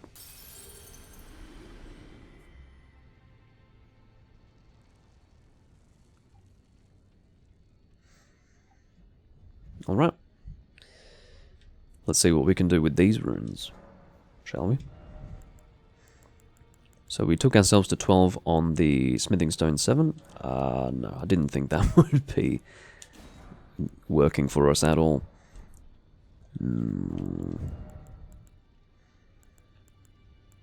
Of course, you don't really require many runes to upgrade a weapon per se. It's the consumables, it's the purchasing of the consumables that really requires many runes. But the upgrades themselves are quite cheap. Let's see how many upgrades we can get with whatever we have on hand after this. It's going to be 4,612 souls. Runes. If I ever say souls and don't correct myself, don't sit there confused. You know what I'm talking about. I don't think there's a single person on Earth who would be confused when I say souls instead of runes. Yeah, look how cheap this is. I won't be able to go all the way. I won't be able to use all of my materials, but it is impressively cheap. How are we going so far? We're at a B scaling now, I think. Yeah, B scaling. End result, 383.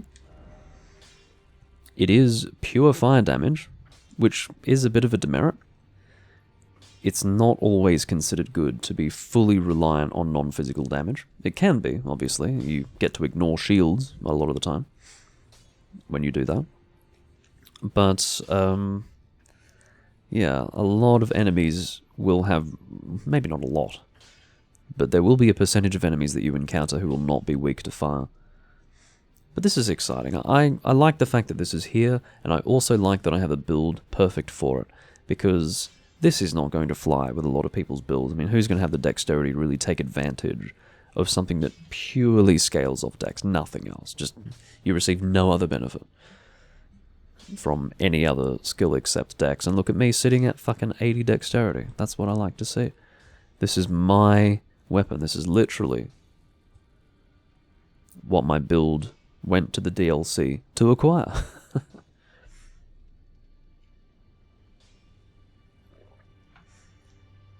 Similarly to how I'm conducting this recording series, I will do that with the next DLC. Probably with this character as well, because why not? It would make sense to have continuity in that way. I suppose we'll get some souls from Mogwin Palace, hey? Palace approach, Ledge Road.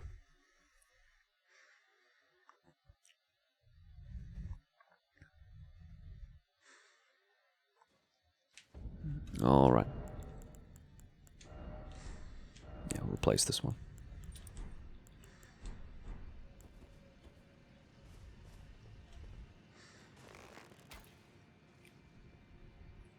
Come on. I was about to say, very embarrassingly, that I have this down to an art form, but that wasn't much of an art form, was it? No, sir.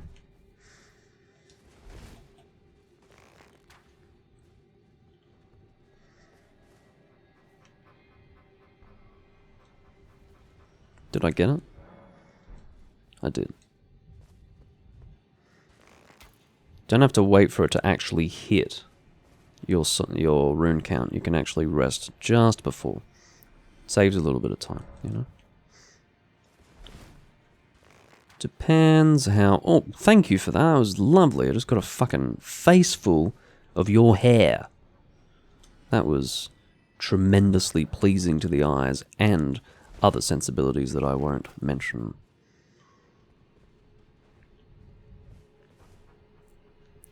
Or maybe just senses.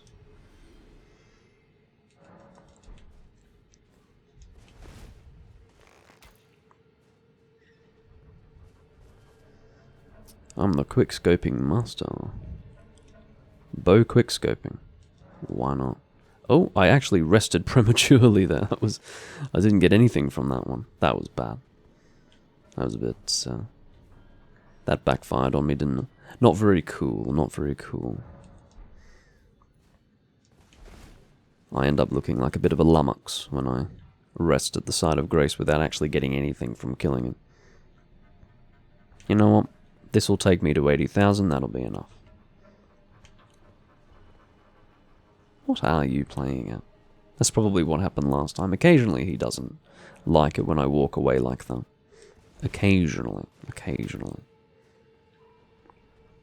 Come hither. Alright. Back to the round table hold. I hope I've got the right term. I do. So it's called the round table hold, but here it's Table of Lost Grace. Just a different description of the same thing. When I saw Table of Lost Grace, my brain melted slightly. Just slightly. Like maybe the top of it became liquid. I thought, oh my god, have I been saying round table hold and it's actually not round table hold? Where did I get round table hold from? Where did that... Why was I saying that? No. All good. This is what happens when you doubt yourself. It's also what happens when you often talk absolute bunkum. But here we go. Damn it. But that's okay. 87,000 runes. We are able to upgrade this further once we purchase some more smithing stones. Good stuff. Good stuff. To be clear, I will be doing some playthroughs of Elden Ring on the channel. This is just the first one. I consider this to be a test, and honestly, it's a good way to test the game, you know, a blind playthrough. It's maximum enjoyment, I think. You know, if I'm super familiar with the game, yes, there is some enjoyment to take from that, hopefully, depending on how I present things. But I think watching someone play through something blind for the first time has automatic enjoyment. It's just, it's entertaining to see how a person deals with something for the first time. So I really do think, oh, for goodness sake. You really are expensive, aren't you?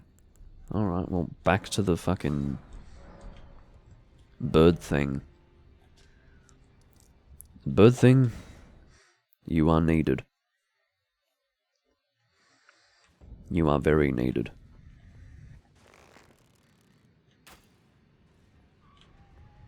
Alright, I won't walk away immediately, okay? Point taken. Because that's where I went wrong last time. It wasn't that I rested at the side of Grace too soon, it was that I walked away immediately. I must resist the temptation to do that. But yeah, you can see that... Oh, I'm doing it again. You can get it done pretty quickly when you do it this way. You know, don't wait for it to hit your rune count. Oh! Just sailed past you.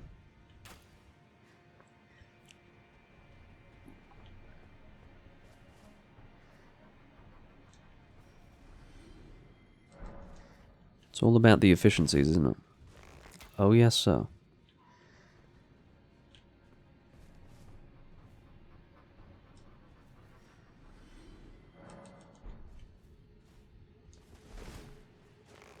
Nah, I'm gonna miss you there.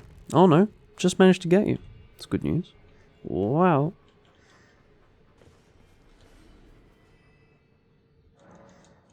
I suspect that when you tuned in to see me play this game in Shadow of the Erdtree for the first time, this isn't really what you had in mind, was it?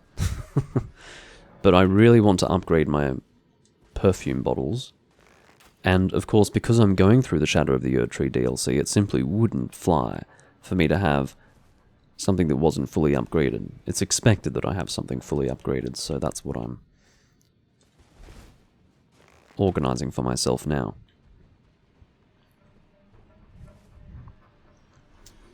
I remember when this game was fairly new, they were doing things to try and patch this exploit out.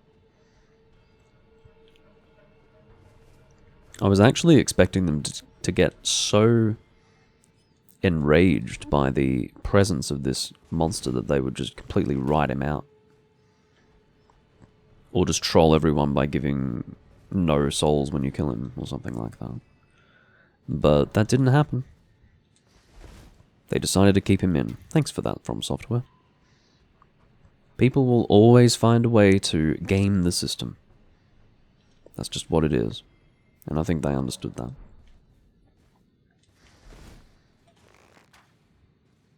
Alright, that's my last one. That should be enough.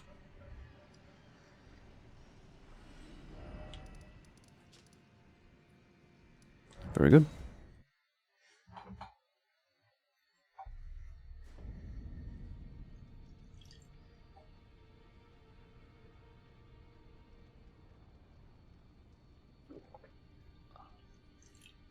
Quite happy with this Nihonshu, by the way. It's nice. Cedar wood. Presumably stored in cedar wood barrels or something like that. I don't think they actually put wood in the fucking drink. That would be rather novel, now wouldn't it?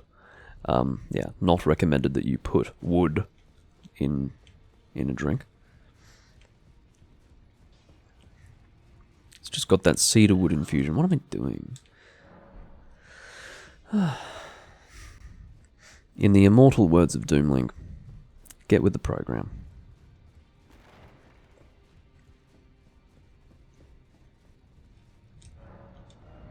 Alright.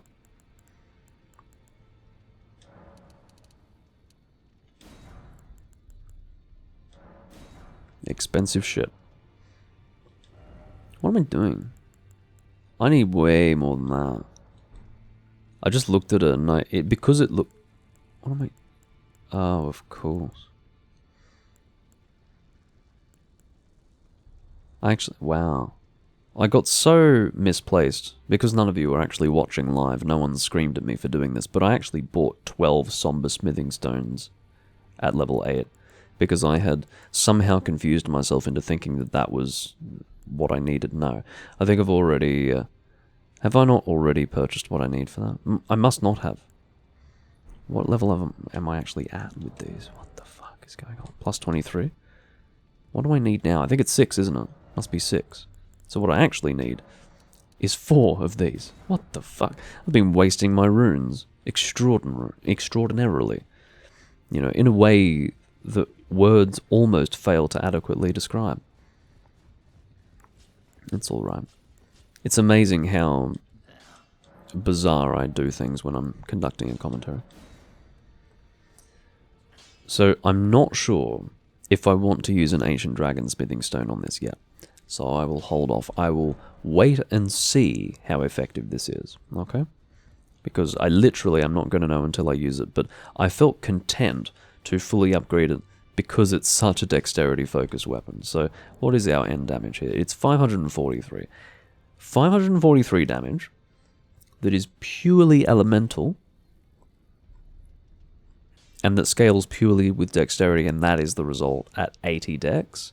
This is not very impressive, I have to tell you. I mean, it's okay, I think. What I'm hoping is that the circumstances will prove this to be a pretty effective weapon. On paper, it's not exciting. I think that when we use it, we'll see the benefits to it.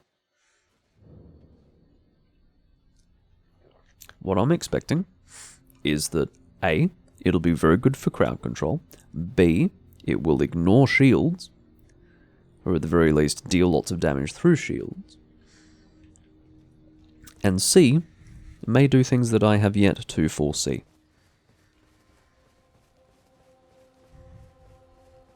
and D. It's different to everything that I have made so far. So on the subject of crowd control, it was really hard to see what I did and then what other things did. Oh. It seems to be okay. Oh, yeah. Maybe the R1s... Oh, that was stupid. I could barely see what I was evading there, so let's get back in there. Very quick. Quick smart. I couldn't really see what I was evading there. There was too many flailing limbs and too many other things going on. It confused me. Come on. Back out there. So, first impression is that while the R2 might be good for crowd control, or at least, it has a wider arc, as I observed before, I think the speed with which you can get out R1s makes the R1 better, potentially. This is not a good testing environment. This is terrible. It's weird. There's a lot going on. I have decided that I don't like it at all. Goodbye, fucker. I'm going to try and whittle you down to one enemy.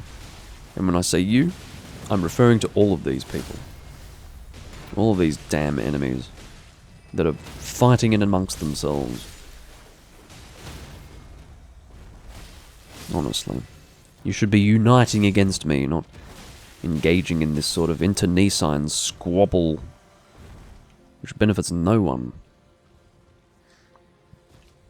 Alright.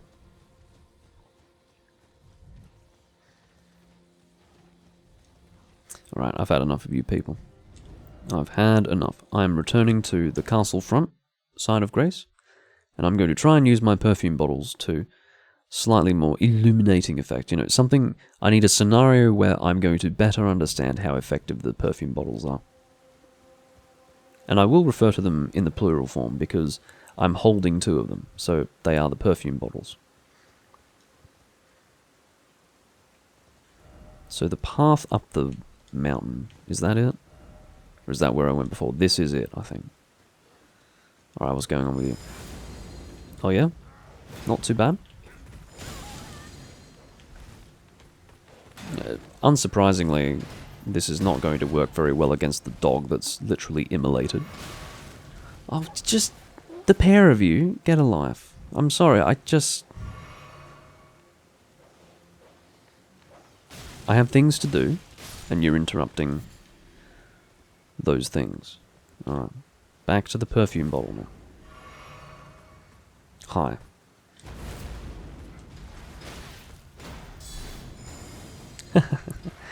A very gentle counterattack, I counterattack with the sound of ringing bells. Okay.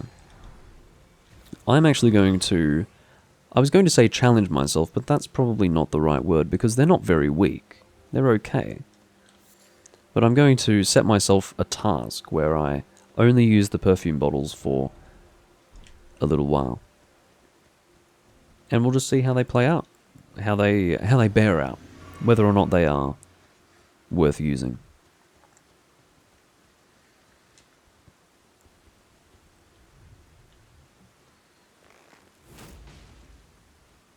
Looks like I've pissed off the other guy as well. Potentially. Good poise damage, by the looks of it. I'm also liking the fact that it's purely elemental and does not require the use of FP. You poor prick, look at you. Getting absolutely engulfed in flames, whilst being unable to do a thing to prevent it. Poor bastard. How about you? See that R1? You see the speed with which that fire comes out? I don't really think that the R2 compares, does it? Yeah, it's so... Definitely good for crowd control. Well, definitely intended for crowd control and certainly not useful in any other scenario. But one-on-ones, absolutely, you've got that R1. No special attack. Just kick, really. Which is nice in certain situations. I'm also perfectly content with the range. It does carry forward a little bit. It's not even... It doesn't even begin to compare to combustion on the subject of limited range. It's got perfectly acceptable range, not limited. I think if it had more range than this, it would be just pathetic. It would be a joke. It would be out of balance and unacceptable. This is what I would say to be generous and effective range. It's good. Don't know why you're not flinching. Hurry up and flinch, will you? You are insufficiently... what's the word? Beaten down. Oh, that's kind of cool. A running attack with the perfume bottles. Let's do that again. Come on, that's cinematic. Oh, yes, I must do that more.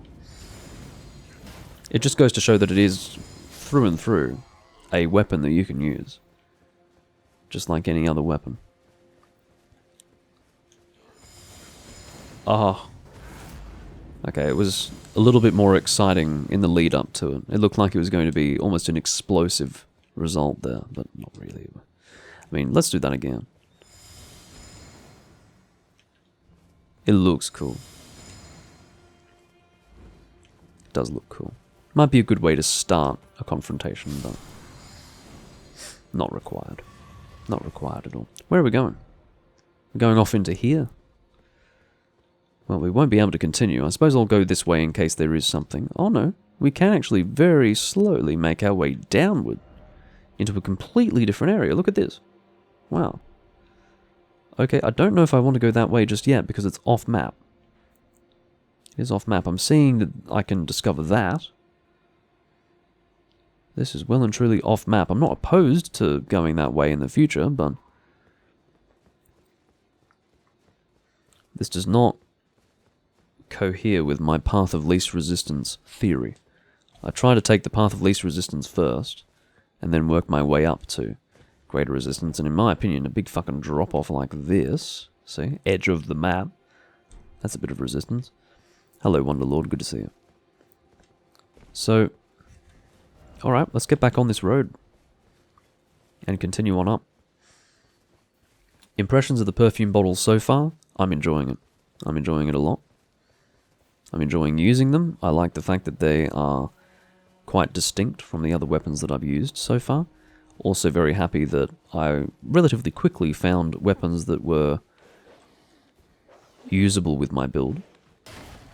I got a lot of weapons that were strength focused, admittedly. Oh, it's you again. Is it just you or are there others around? I really don't want to deal with others. Oh my god, you are just fucking relentless, aren't you?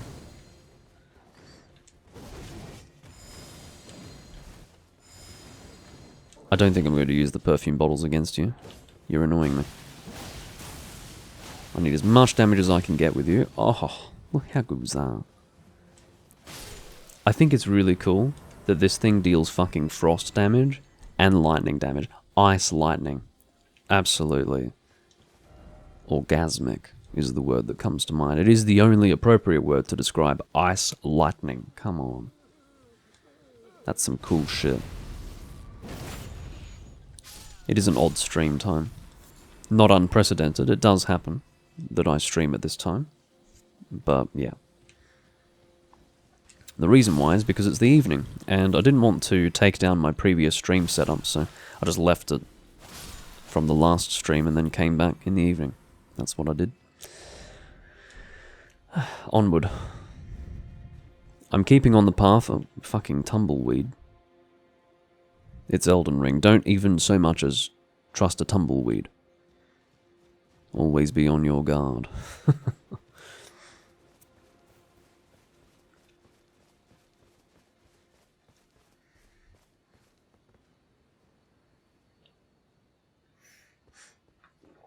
I'm enjoying the DLC so far. Wonderlord. It's good. Feels like an extension of Elden Ring, which is what we want. As I said last time, or earlier in this live stream, They don't need to reinvent the wheel. They just need to come out with a DLC that matches the standard that the base game achieved. I just saw a Site of Grace down there. I'm tempted to use it. Is there a clear path up to here from there? If so, then I will go and get that Site of Grace now. Alright, let's get on Torrent. Let's speed things up. Yeah, that's easy. Let's get to that Site of Grace and then make our way back up there. I don't want to be led off the path too much, but it's hard to ignore a Site of Grace, really. I shouldn't ignore a Site of Grace. A Erdtree fragment, and who are you? Oh, hello there. Are you the dour person that I was told about last time? Another tarnished, guided here by Miquella the Kind. Miquella the Kind. I too am tarnished, and here on kindly Miquella's account. Kindly Miquella. Well, here's to new beginnings, I suppose. Well, I'm not much good at anything. I'm as weak as a kid. I've always been. I'm just skipping through the text, sorry. I'm just reading what it is, but not listening to it. Okay. Deadly poison perfume bottle. You're kidding me. This is a weapon as well. Causes poison build-up. Oh my god. How does this work? It is dex and arcane scaling. Jumping. Jesus, I must throw myself into this. Because I'm enjoying the other perfume bottles, the fire perfume bottles. I gotta get these. These look like fun. I'm not convinced that they're very effective. They might be. I suspect that if you fully upgrade them and use them in the right way, they can apply poison very quickly. I can see its poison build up 68. And they deal physical damage. Oh, I gotta do it. It looks fun. It looks like something fun to use. I'm straight in the... Just give me the word if you need any. If you need any poison, okay. Beverage today is Junmai Nihonshu. Cedar wood. Junmai Nihonshu. I can't remember what it's called. Like the actual sake itself. But there you go. A good enough description. Okay. So what does the effect look like? I guess a green version of what we were doing before. Good fucking shit. I like this. I'm liking these perfume bottles. I really like them. Touch cross. Carved words coalesce. I abandon here a part of the flesh of my body. Same shit as last time. I don't know what touching the cross means. I don't know if it's part of progressing the story, if it's required, or what it is. I really don't know. I'm assuming that it's not required to interact with these. It's just adding a little bit more meaning to the experience. Okay.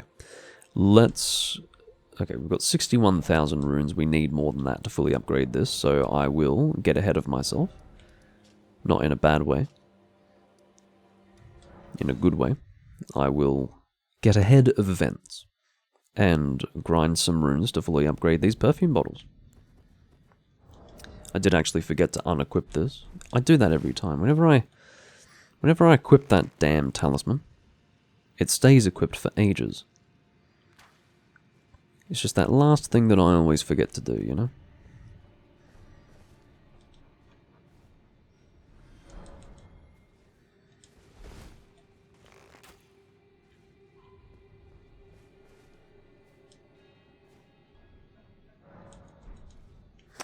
So I retreated too quickly, so he didn't fall off the edge. I need to stand here, let him fall, then go. It's just that I become tempted to immediately leave, because I'm trying to be quick. The faster I do this, the sooner you won't have to watch me continuously kill this creature for runes. It's 13,000 a pop at the moment.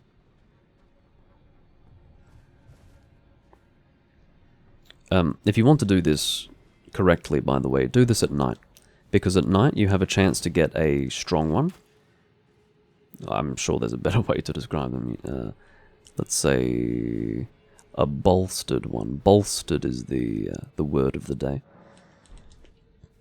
An empowered enemy. Glowing eyes, we could say glowing eye enemy. And yeah, he gives maybe 50,000 runes when he dies. Maybe 60,000.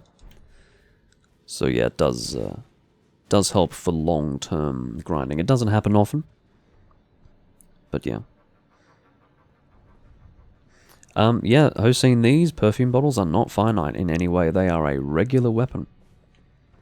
You mug. Look at you. You absolute mug. Get over here. That's right. So yeah, I was aware of the perfume bottles before playing the DLC because I probably made 2 or 3 builds after the DLC released. Because obviously you can see, I mean, if you're familiar with when the DLC came out, it was probably about a year and a half ago, maybe? I don't know, I'm going purely based on a guess, based on a feeling. Probably about a year and a half ago. And this is my first time playing it, and I've been playing Elden Ring semi-regularly. I guess I did have about a year where I didn't play it, but yeah. I have made builds since then. And I saw the perfume bottles in a weapon list. So I was sort of expecting something along these lines when I saw the perfume bottles, but wow. Using them, pretty fun, at least to start with. Pretty fun.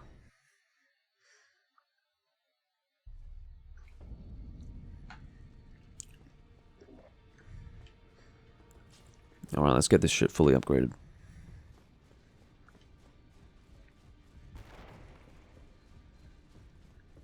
I've got 180,000 souls, probably not enough actually. Probably not enough. He said souls instead of runes, oh my god. Burn the witch.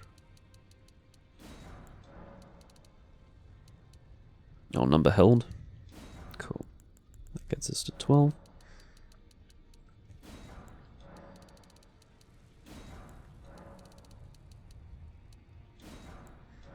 And here we go. Last purchase needed.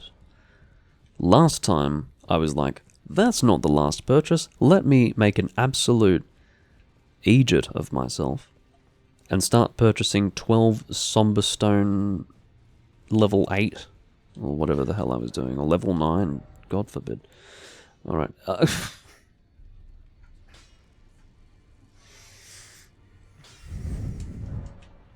Okay.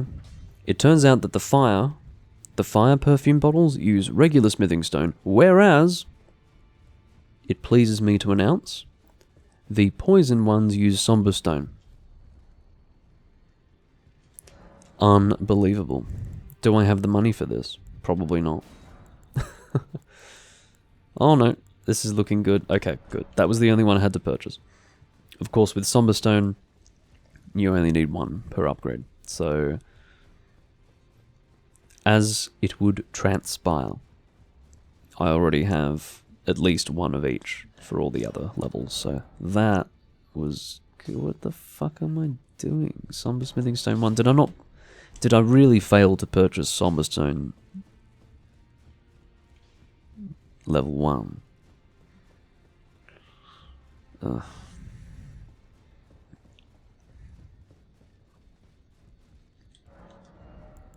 Level 1. I don't have the thing to purchase it. Wow. I've got it in... I definitely have it with all the other builds, because I've checked. But I don't have it with this one. Words almost fail. Okay, let's go and get it. I can't believe I'm doing this, but... Fucking Somber Stone Miner's Bell Bearing, number 1. Can't fucking believe this.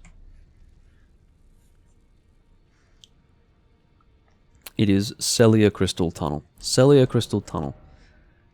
Something that you access so early in the game. So freaking early in the game. Falling Star Beast. First encounter with him. Alright, let's do it. Make it quick. You think the camera is clearer and better PC? No, PC has not changed. As for why you think the camera is clearer, I really don't. I can't speak to that. The lighting is different. It's because I'm recording in the dark, right? So there's no natural light interfering. Maybe that makes it richer, nicer, I don't know.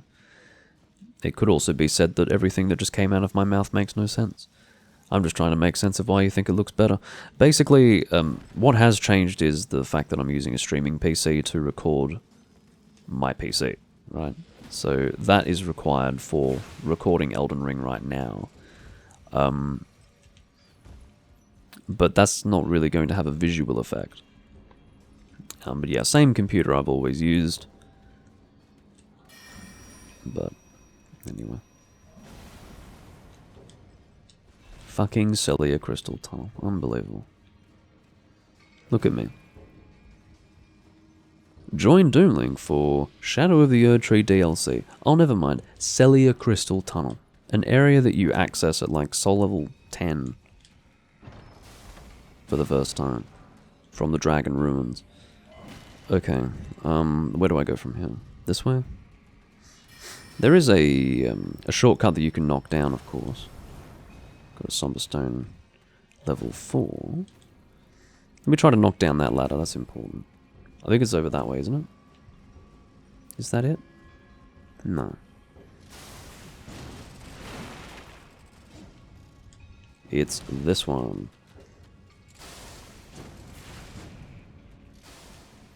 No, stop it. Knock down, very good.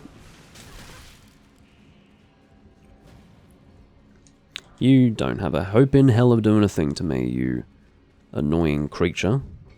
Insectoid-like creature. Yeah, alright. Oh god, this poison business doesn't do anything to you. Yes, very good.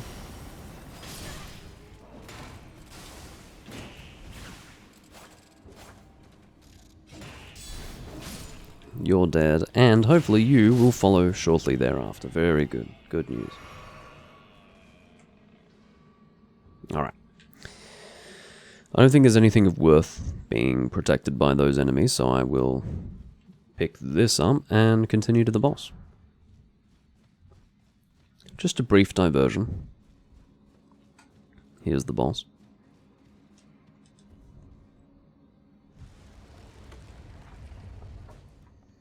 Falling Star Beast, whom we encounter before Volcano Manor.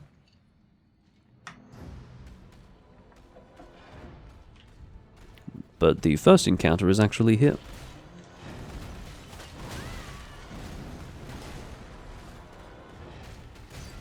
So I am going to use the special attack, but of course the activation of the Lightning Ice Sword is itself a very strong attack, which was just interrupted. He says while smiling through gritted teeth at the impertinence of the Falling Star Beast, who interrupted his tremendously powerful attack.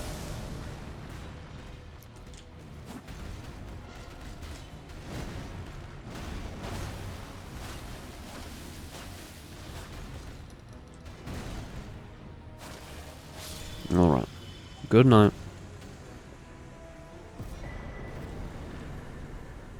And Somberstone Miner's Bell Bearing, that is what we want. And we do indeed need to use this to return to the entrance in order to be able to warp to the Round Table Hold. I would not have been able to do so while standing there.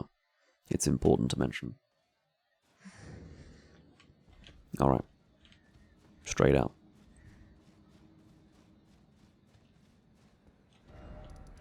Yeah, no wonder I wasn't able to buy Somberstone level 1.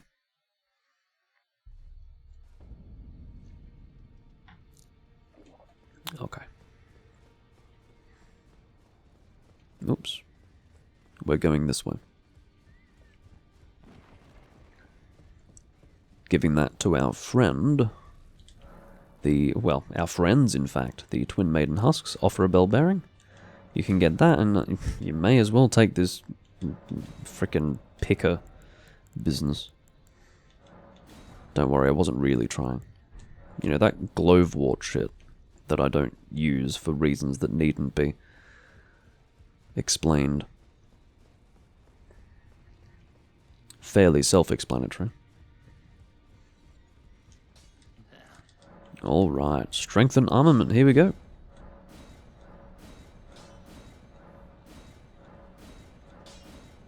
Again, I will hold off on using an ancient, somber...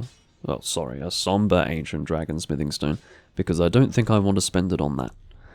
But here we are. C scaling with dexterity, C scaling with arc, in other words arcane.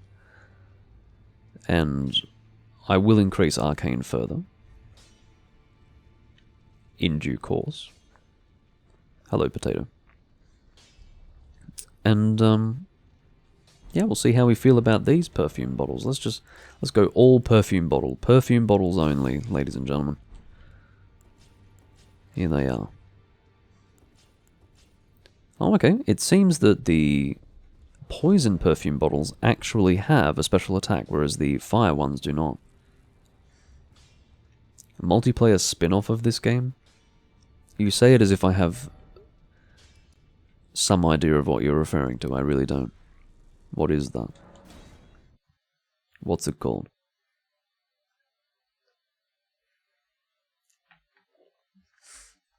Well, I didn't know that it was a spin-off. I thought it was the next DLC for Elden Ring, is it not? Is it literally a different game? I haven't looked into it at all. I really did just assume that there was another DLC on the horizon called Night Rain. What? It's a Monster Hunter style multiplayer game? You're kidding me. Is this some of that potato knowledge again? I have been led astray by the potato knowledge in the past. Is that really what's going on? A Monster Hunter style? Is that just because you're a Monster Hunter player, or is that like... Okay, I'll trust you. A Monster Hunter style multiplayer game. In what way is it multiplayer? Because I'm assuming... Is it PvP? Is it a PvP game? It must be, right? Or are people teaming up together to fight enemies? Anyway.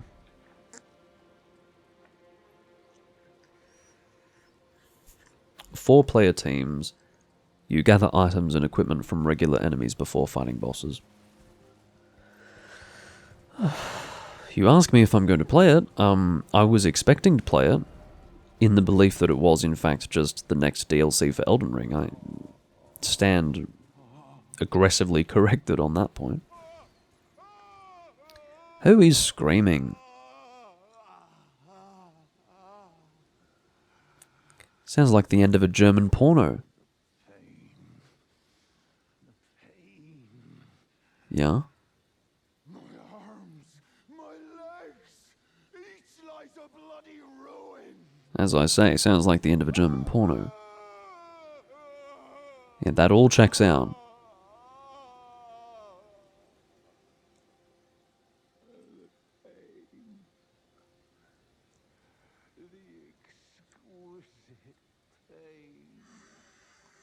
I'll just wait until he finishes.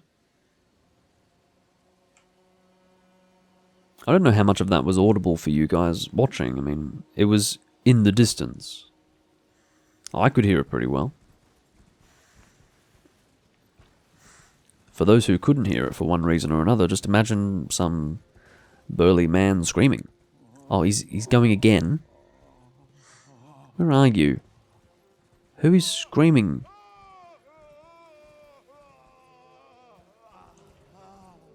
Oh my goodness. I have my window open just behind me, so you were probably able to hear that automobile. Alright, where are you? I can't quite... while I can hear you, my proximity to the speakers is not such that I can clearly pinpoint your location.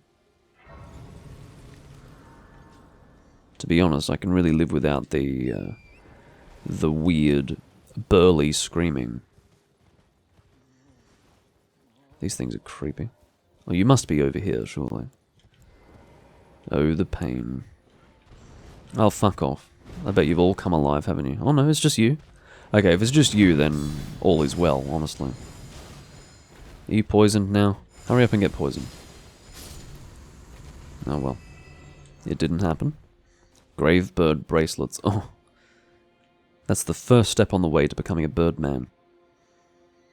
I shouldn't become a birdman. That's a bit creepy. Particularly not a birdman like this. So we do have a strong attack.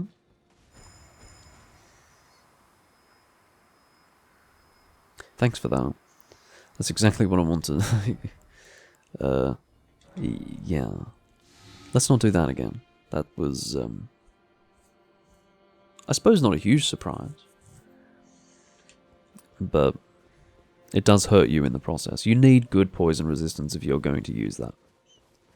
And maybe in terms of making a build around this weapon, that's a nice touch. But I won't be. I won't be. Alright, so here we are. We have more or less reached the destination that I was aiming for. It's still pretty drab and dark, and there's not much to see, but that's alright. Maybe there are things of importance here. I'm sorry, like, birds with that colour near them? On the subject of death right bird post-traumatic stress disorder. Oh, no, shut up. Must mute Discord. Must sacrifice life in-game to mute Discord. Must sacrifice life. Fuck me. That's alright. I should have done that before going live. No, you did not get the Discord notification, fear not. That is the inevitable reaction, given the ubiquity of Discord these days. No, stop it. I don't need to hear the man screaming. Come no closer, oh the horror. Don't worry, I'm getting as far away from you as I can, my friend. I did face that cauldron thing, and it wasn't very difficult to find at all. Provided you're on horseback and you jump over his attacks, no issue whatsoever. Very easy.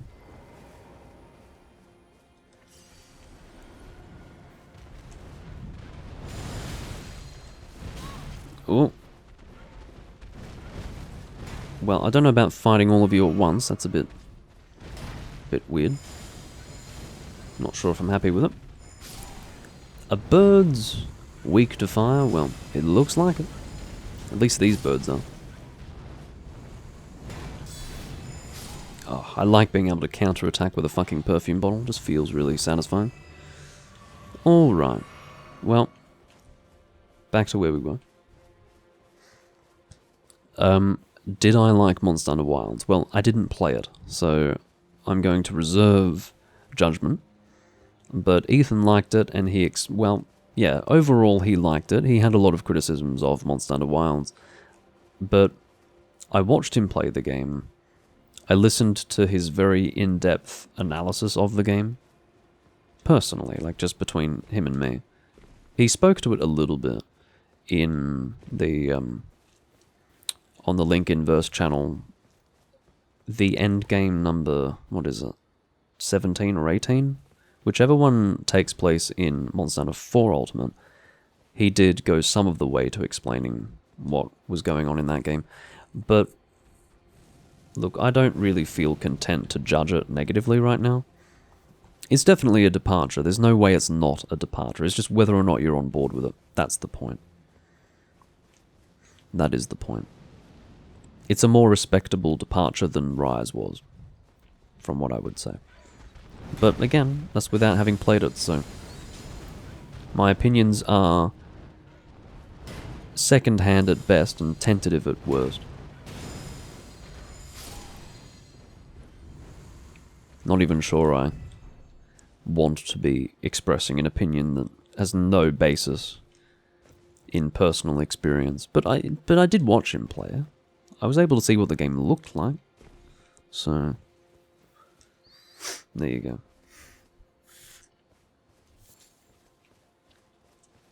At least you managed to get your friend playing Generations Ultimate. That's always a good thing. Alright, so at the moment, I'm just exploring this upper area. Lots of birds around, I've noticed. Oh, there's a little tower for me to... I was about to say. In fact, I did complete the entire phrase, little tower. No, it's not little at all. It's narrow, but it's tall.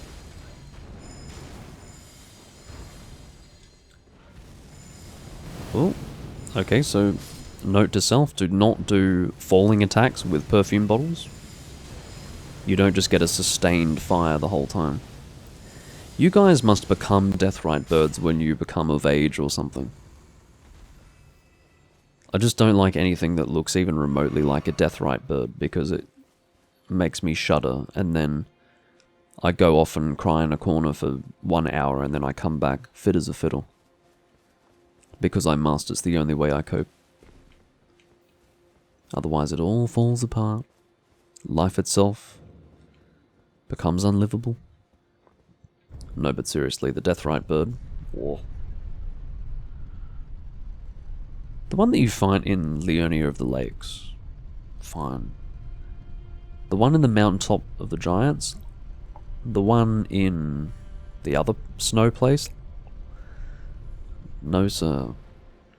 Fucking Deathrite bird, man. Can't do it. What's this? Ancient Dragon Smithing Stone? Thank you, sir. I'll take it. Maybe that was the entire reason why I came in this direction. This might be the glimmering prize. May very well be.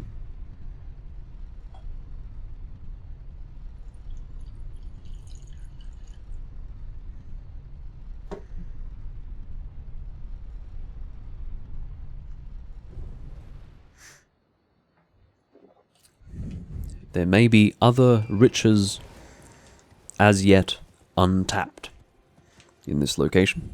So let's figure it out. I'm speeding things up a little bit. Moving with torrent. Because, look, this is a pretty sparse location. Not much to see. It's all a bit bland, drab, lifeless.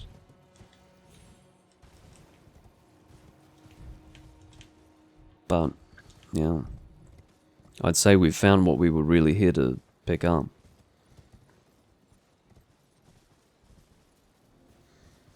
Yeah, you reckon this is a perfume bottle? It's the sort of thing I could throw at a bird and maybe it would ignite in flames. Good shit. But yeah, it does look a little bit like a perfume bottle, doesn't it? Bit like that.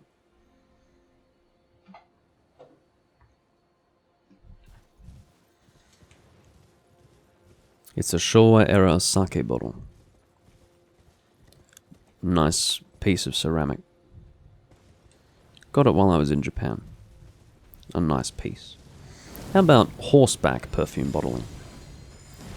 That is a verb, by the way. Perfume bottling. It doesn't refer to putting things in a bottle. It refers to forcibly expelling something from a bottle. Can you fuck off, you bird shit? You bird shit. I can't stand birds when they do that. Flying above you and using their talons like that. Get a life. I've already achieved what I set out to achieve, presumably, by going in this direction. I got my ancient dragon smithing stone, and yet here you are. Oh, for goodness sake, this guy with his moaning and groaning and crying and screaming and spluttering. In fact, there isn't even spluttering, it's just moaning and groaning and crying and screaming and... Ugh! I've had it with you, man. I don't even know where you are, and I don't care to find where you are.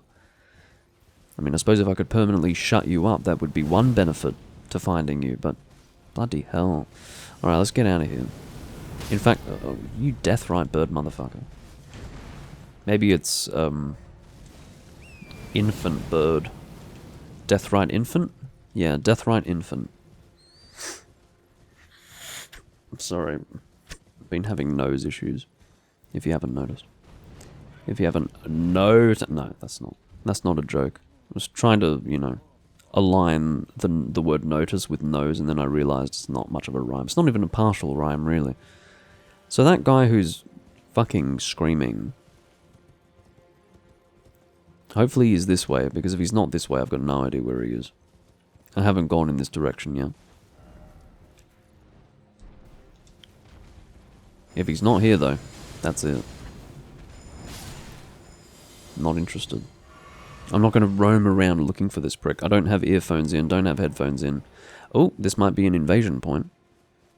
If I'm forced to dismount in this way, it usually means it's an invasion point. Ancient Dragon Man. Am I supposed to take this seriously? Dragon Man. Yeah, and I'm Poison Man. Can't you tell? You didn't achieve much of anything there, did you? Hurry up and get poisoned. It's about time. Alright, he's poisoned now. He's got the flame worm business going on.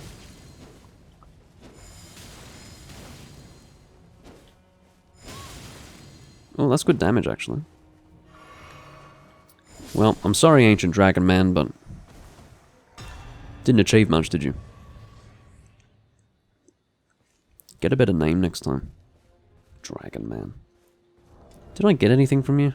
I don't think I did I? I was so distracted by your ridiculous name that... Yeah.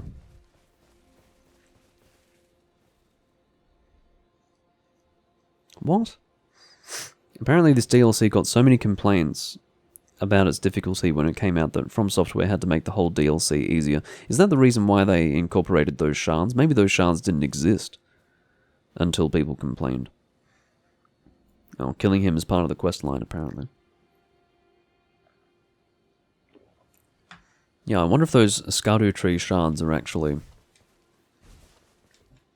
What? Those shards are why people complain? What do you mean?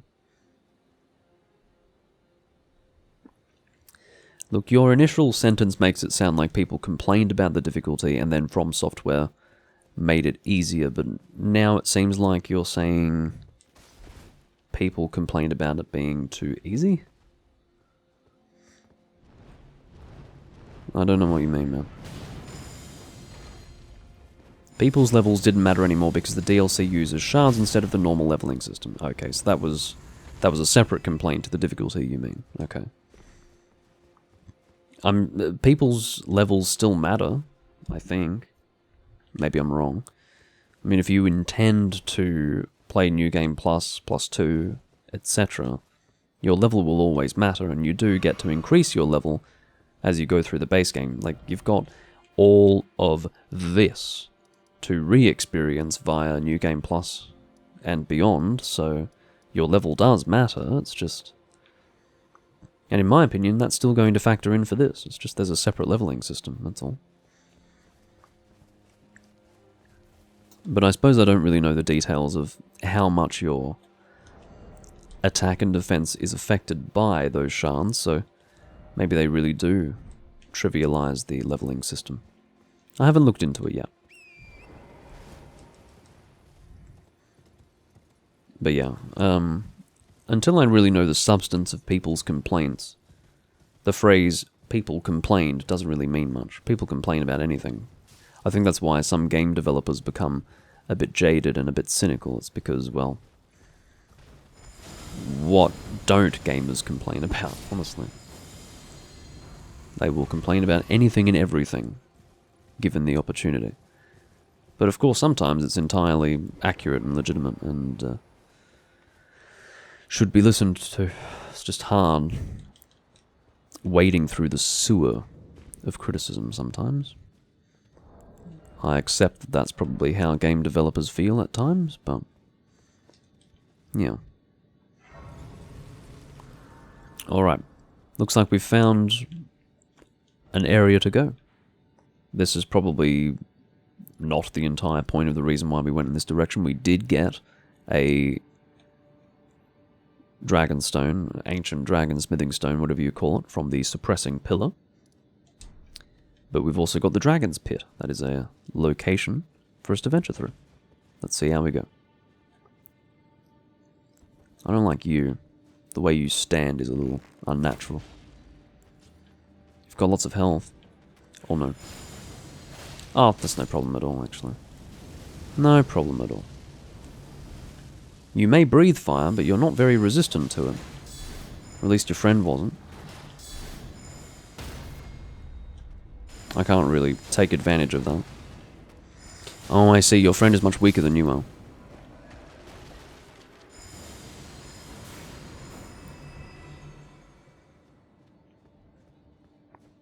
I'll just go up through here to make sure I didn't miss anything. Nope. Didn't miss anything.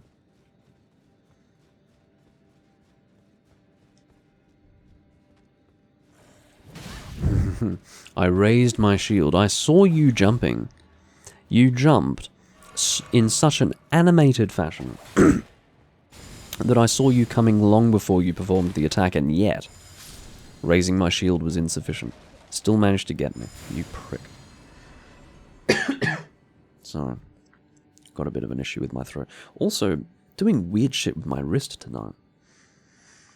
Don't know why. Must be holding my controller weird. I don't know.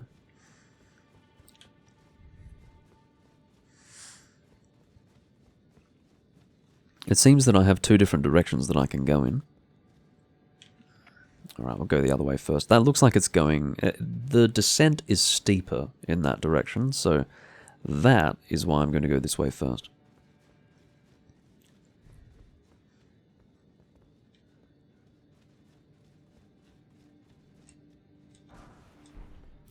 Alright, Potato has added more context to the complaint about the shards. He says people were leveling to 200 plus just to power through the DLC, only to realize they needed those shards. Well, the counter-argument to that would be A Gaming, who came into my live stream earlier on and said, well, you don't really need the shards in order to play the DLC. And he's played a lot of Elden Ring. A lot. So... I mean, whether he's just very well versed in it or not, it still sounds like a counter-argument to the point you've made to me. So...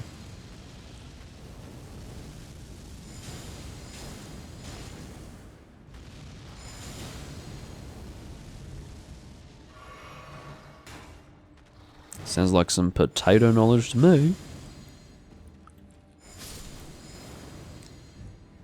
Yeah, who knows.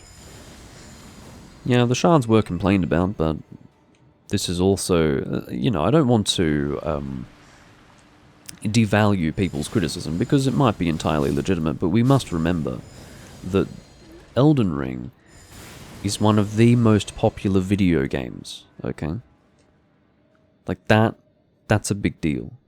When you've got one of the most popular video games, you're going to have percentages of people complaining about absolutely every aspect of the game. So to say people complained about it is not really a strong point to make. I mean, did the right people complain about it? At this stage, I don't know. Not based on your information. And I wouldn't really know who the right people would be anyway. Are they Souls players? Probably. I'd say Souls players are who you would want to speak to, not your average video gamer who wouldn't know a decent game if it smacked them up the arse. But, yeah,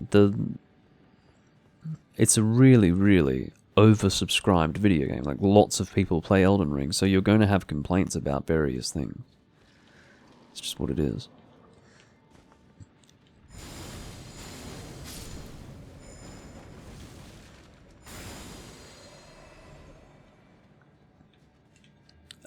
Not currently using the poison bottles, because I don't suspect that they would be very effective against the undead. Oh no. Bad news. You waited for the perfect moment, you prick.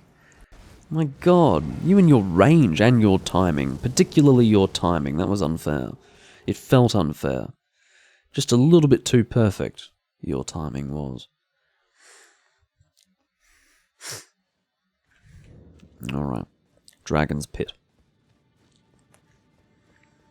This is the pits. I'm pissed. That was fucking annoying. All the way back in the beginning, just because that arse had to swing his big halberd-looking thing at the precise moment when I was healing. After I had waited, made sure it was safe, and then performed the action. What an arse. You know, this is the result. This is the result. I'm running through. I may yet regret my actions. Oh, here I am. Oh, you must stop that. I'm a bit scared. Don't know about fighting both of you at the same time. It's a bit like fighting two giant depraved ones in Demon Souls at the same time, and there's just a sort of intimidation factor there.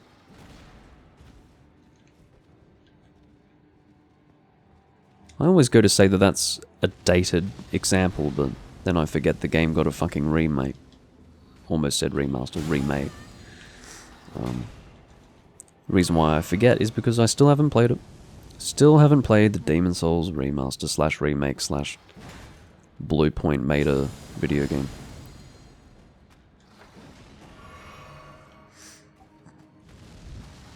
Okay, just about had enough of my perfume bottles now. Alright.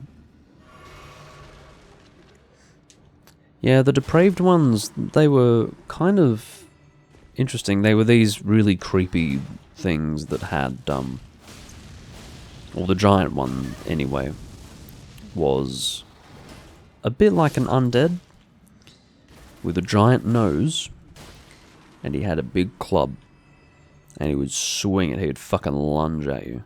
And, something about it, very simple design, but very scary.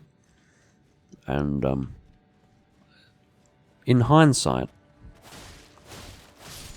not difficult to avoid their attacks. But it's the intimidation factor that I'm really referring to. They were these big hulking things with big clubs, and they had a lunge to them. And they were a bit scary. And fighting two of them at the same time, you know, kind of overwhelming. So I got flashbacks to that sort of scenario while fighting those two.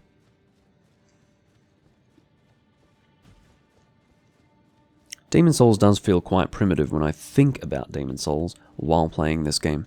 But primitive doesn't necessarily mean bad. Within that box, within that bubble, and with those, in that confined environment, a masterpiece can be created. You know? You can over-engineer a fucking game, but still come out with something worse. Now, I don't seek to devalue Elden Ring or what it's contributed to video gaming, and indeed I don't mean to criticize it. Oh, really? Magma Worm? Get out of here. Are you just a regular enemy now? For goodness sake. But yeah, Elden Ring's good, but it will never and could never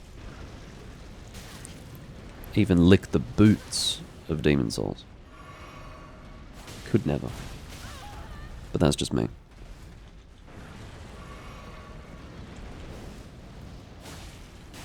And it's not Elden Ring's fault. Elden Ring just wasn't what Demon Souls was at that time. It could not have been. But it's alright. It's the same team who did it. Not same team, but same developers. I suspect I can't really bleed you, can I? Am I really fighting a fucking magma worm right now? What? Why? I don't want to fight you. Let's try to poison him.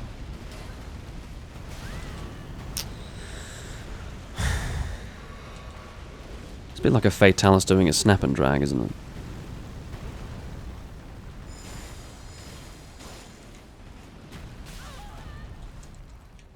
I'm sorry, when I've got a small health bar, I can't connect with that shit.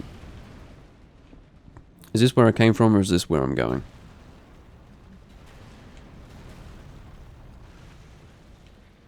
That's where I came from. Let's just bypass him. I don't give a shit. I fought you before. In fact, I think I fought you twice. Did I not fight you twice in the base game? Why are you here again?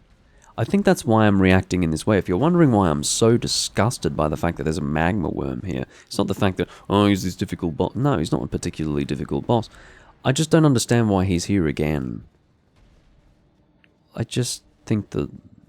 Look, I won't be so unkind as to say it's recycling an enemy, but he's appeared twice in the base game. Leave him alone. He's had his time, he's had his moment. Just leave it alone. Alright.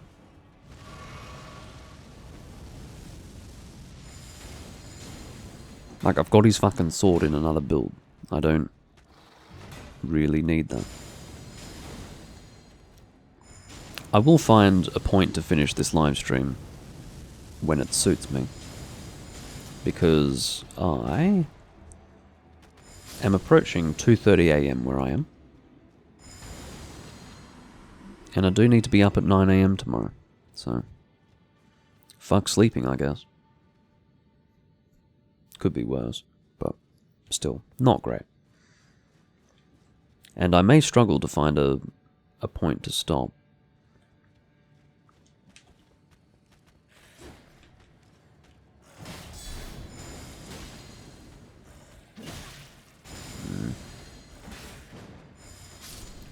I got you.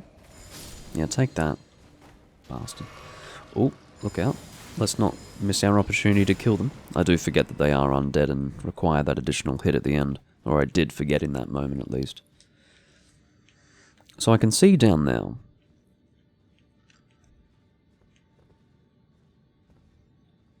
There does seem to be something going on. That looks familiar.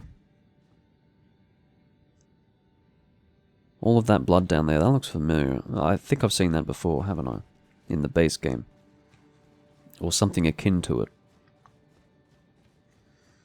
No, you don't. Is this... Did I just arrive at the same place where you did that attack? You did... You fuck. I've actually managed to come back here.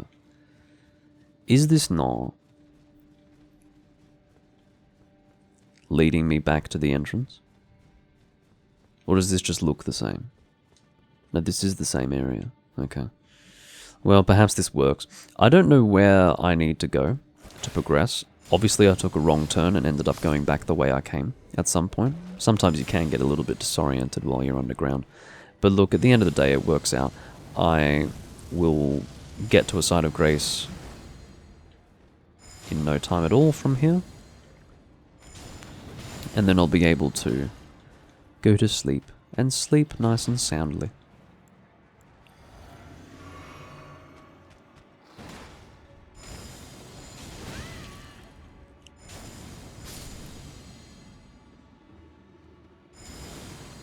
So long. Alright, up we go. Back to the side of grace. Not completely sure how I ended up back here, but I did. This will be a mystery for another day. Alright, looks like I can upgrade this again. I certainly can. Again, as I said, I'm not really keeping track on the boost. Keeping track of the boost, but yeah, there you have it. I do hope you all enjoyed. I will see you next time I'm recording Elden Ring. It probably won't be until next week, if I'm honest with you, because the setup process is lengthy. But I may be tempted to play again before that point. In the meantime, though, I bid you all farewell, and once again, thanks for tuning in. Goodbye for now.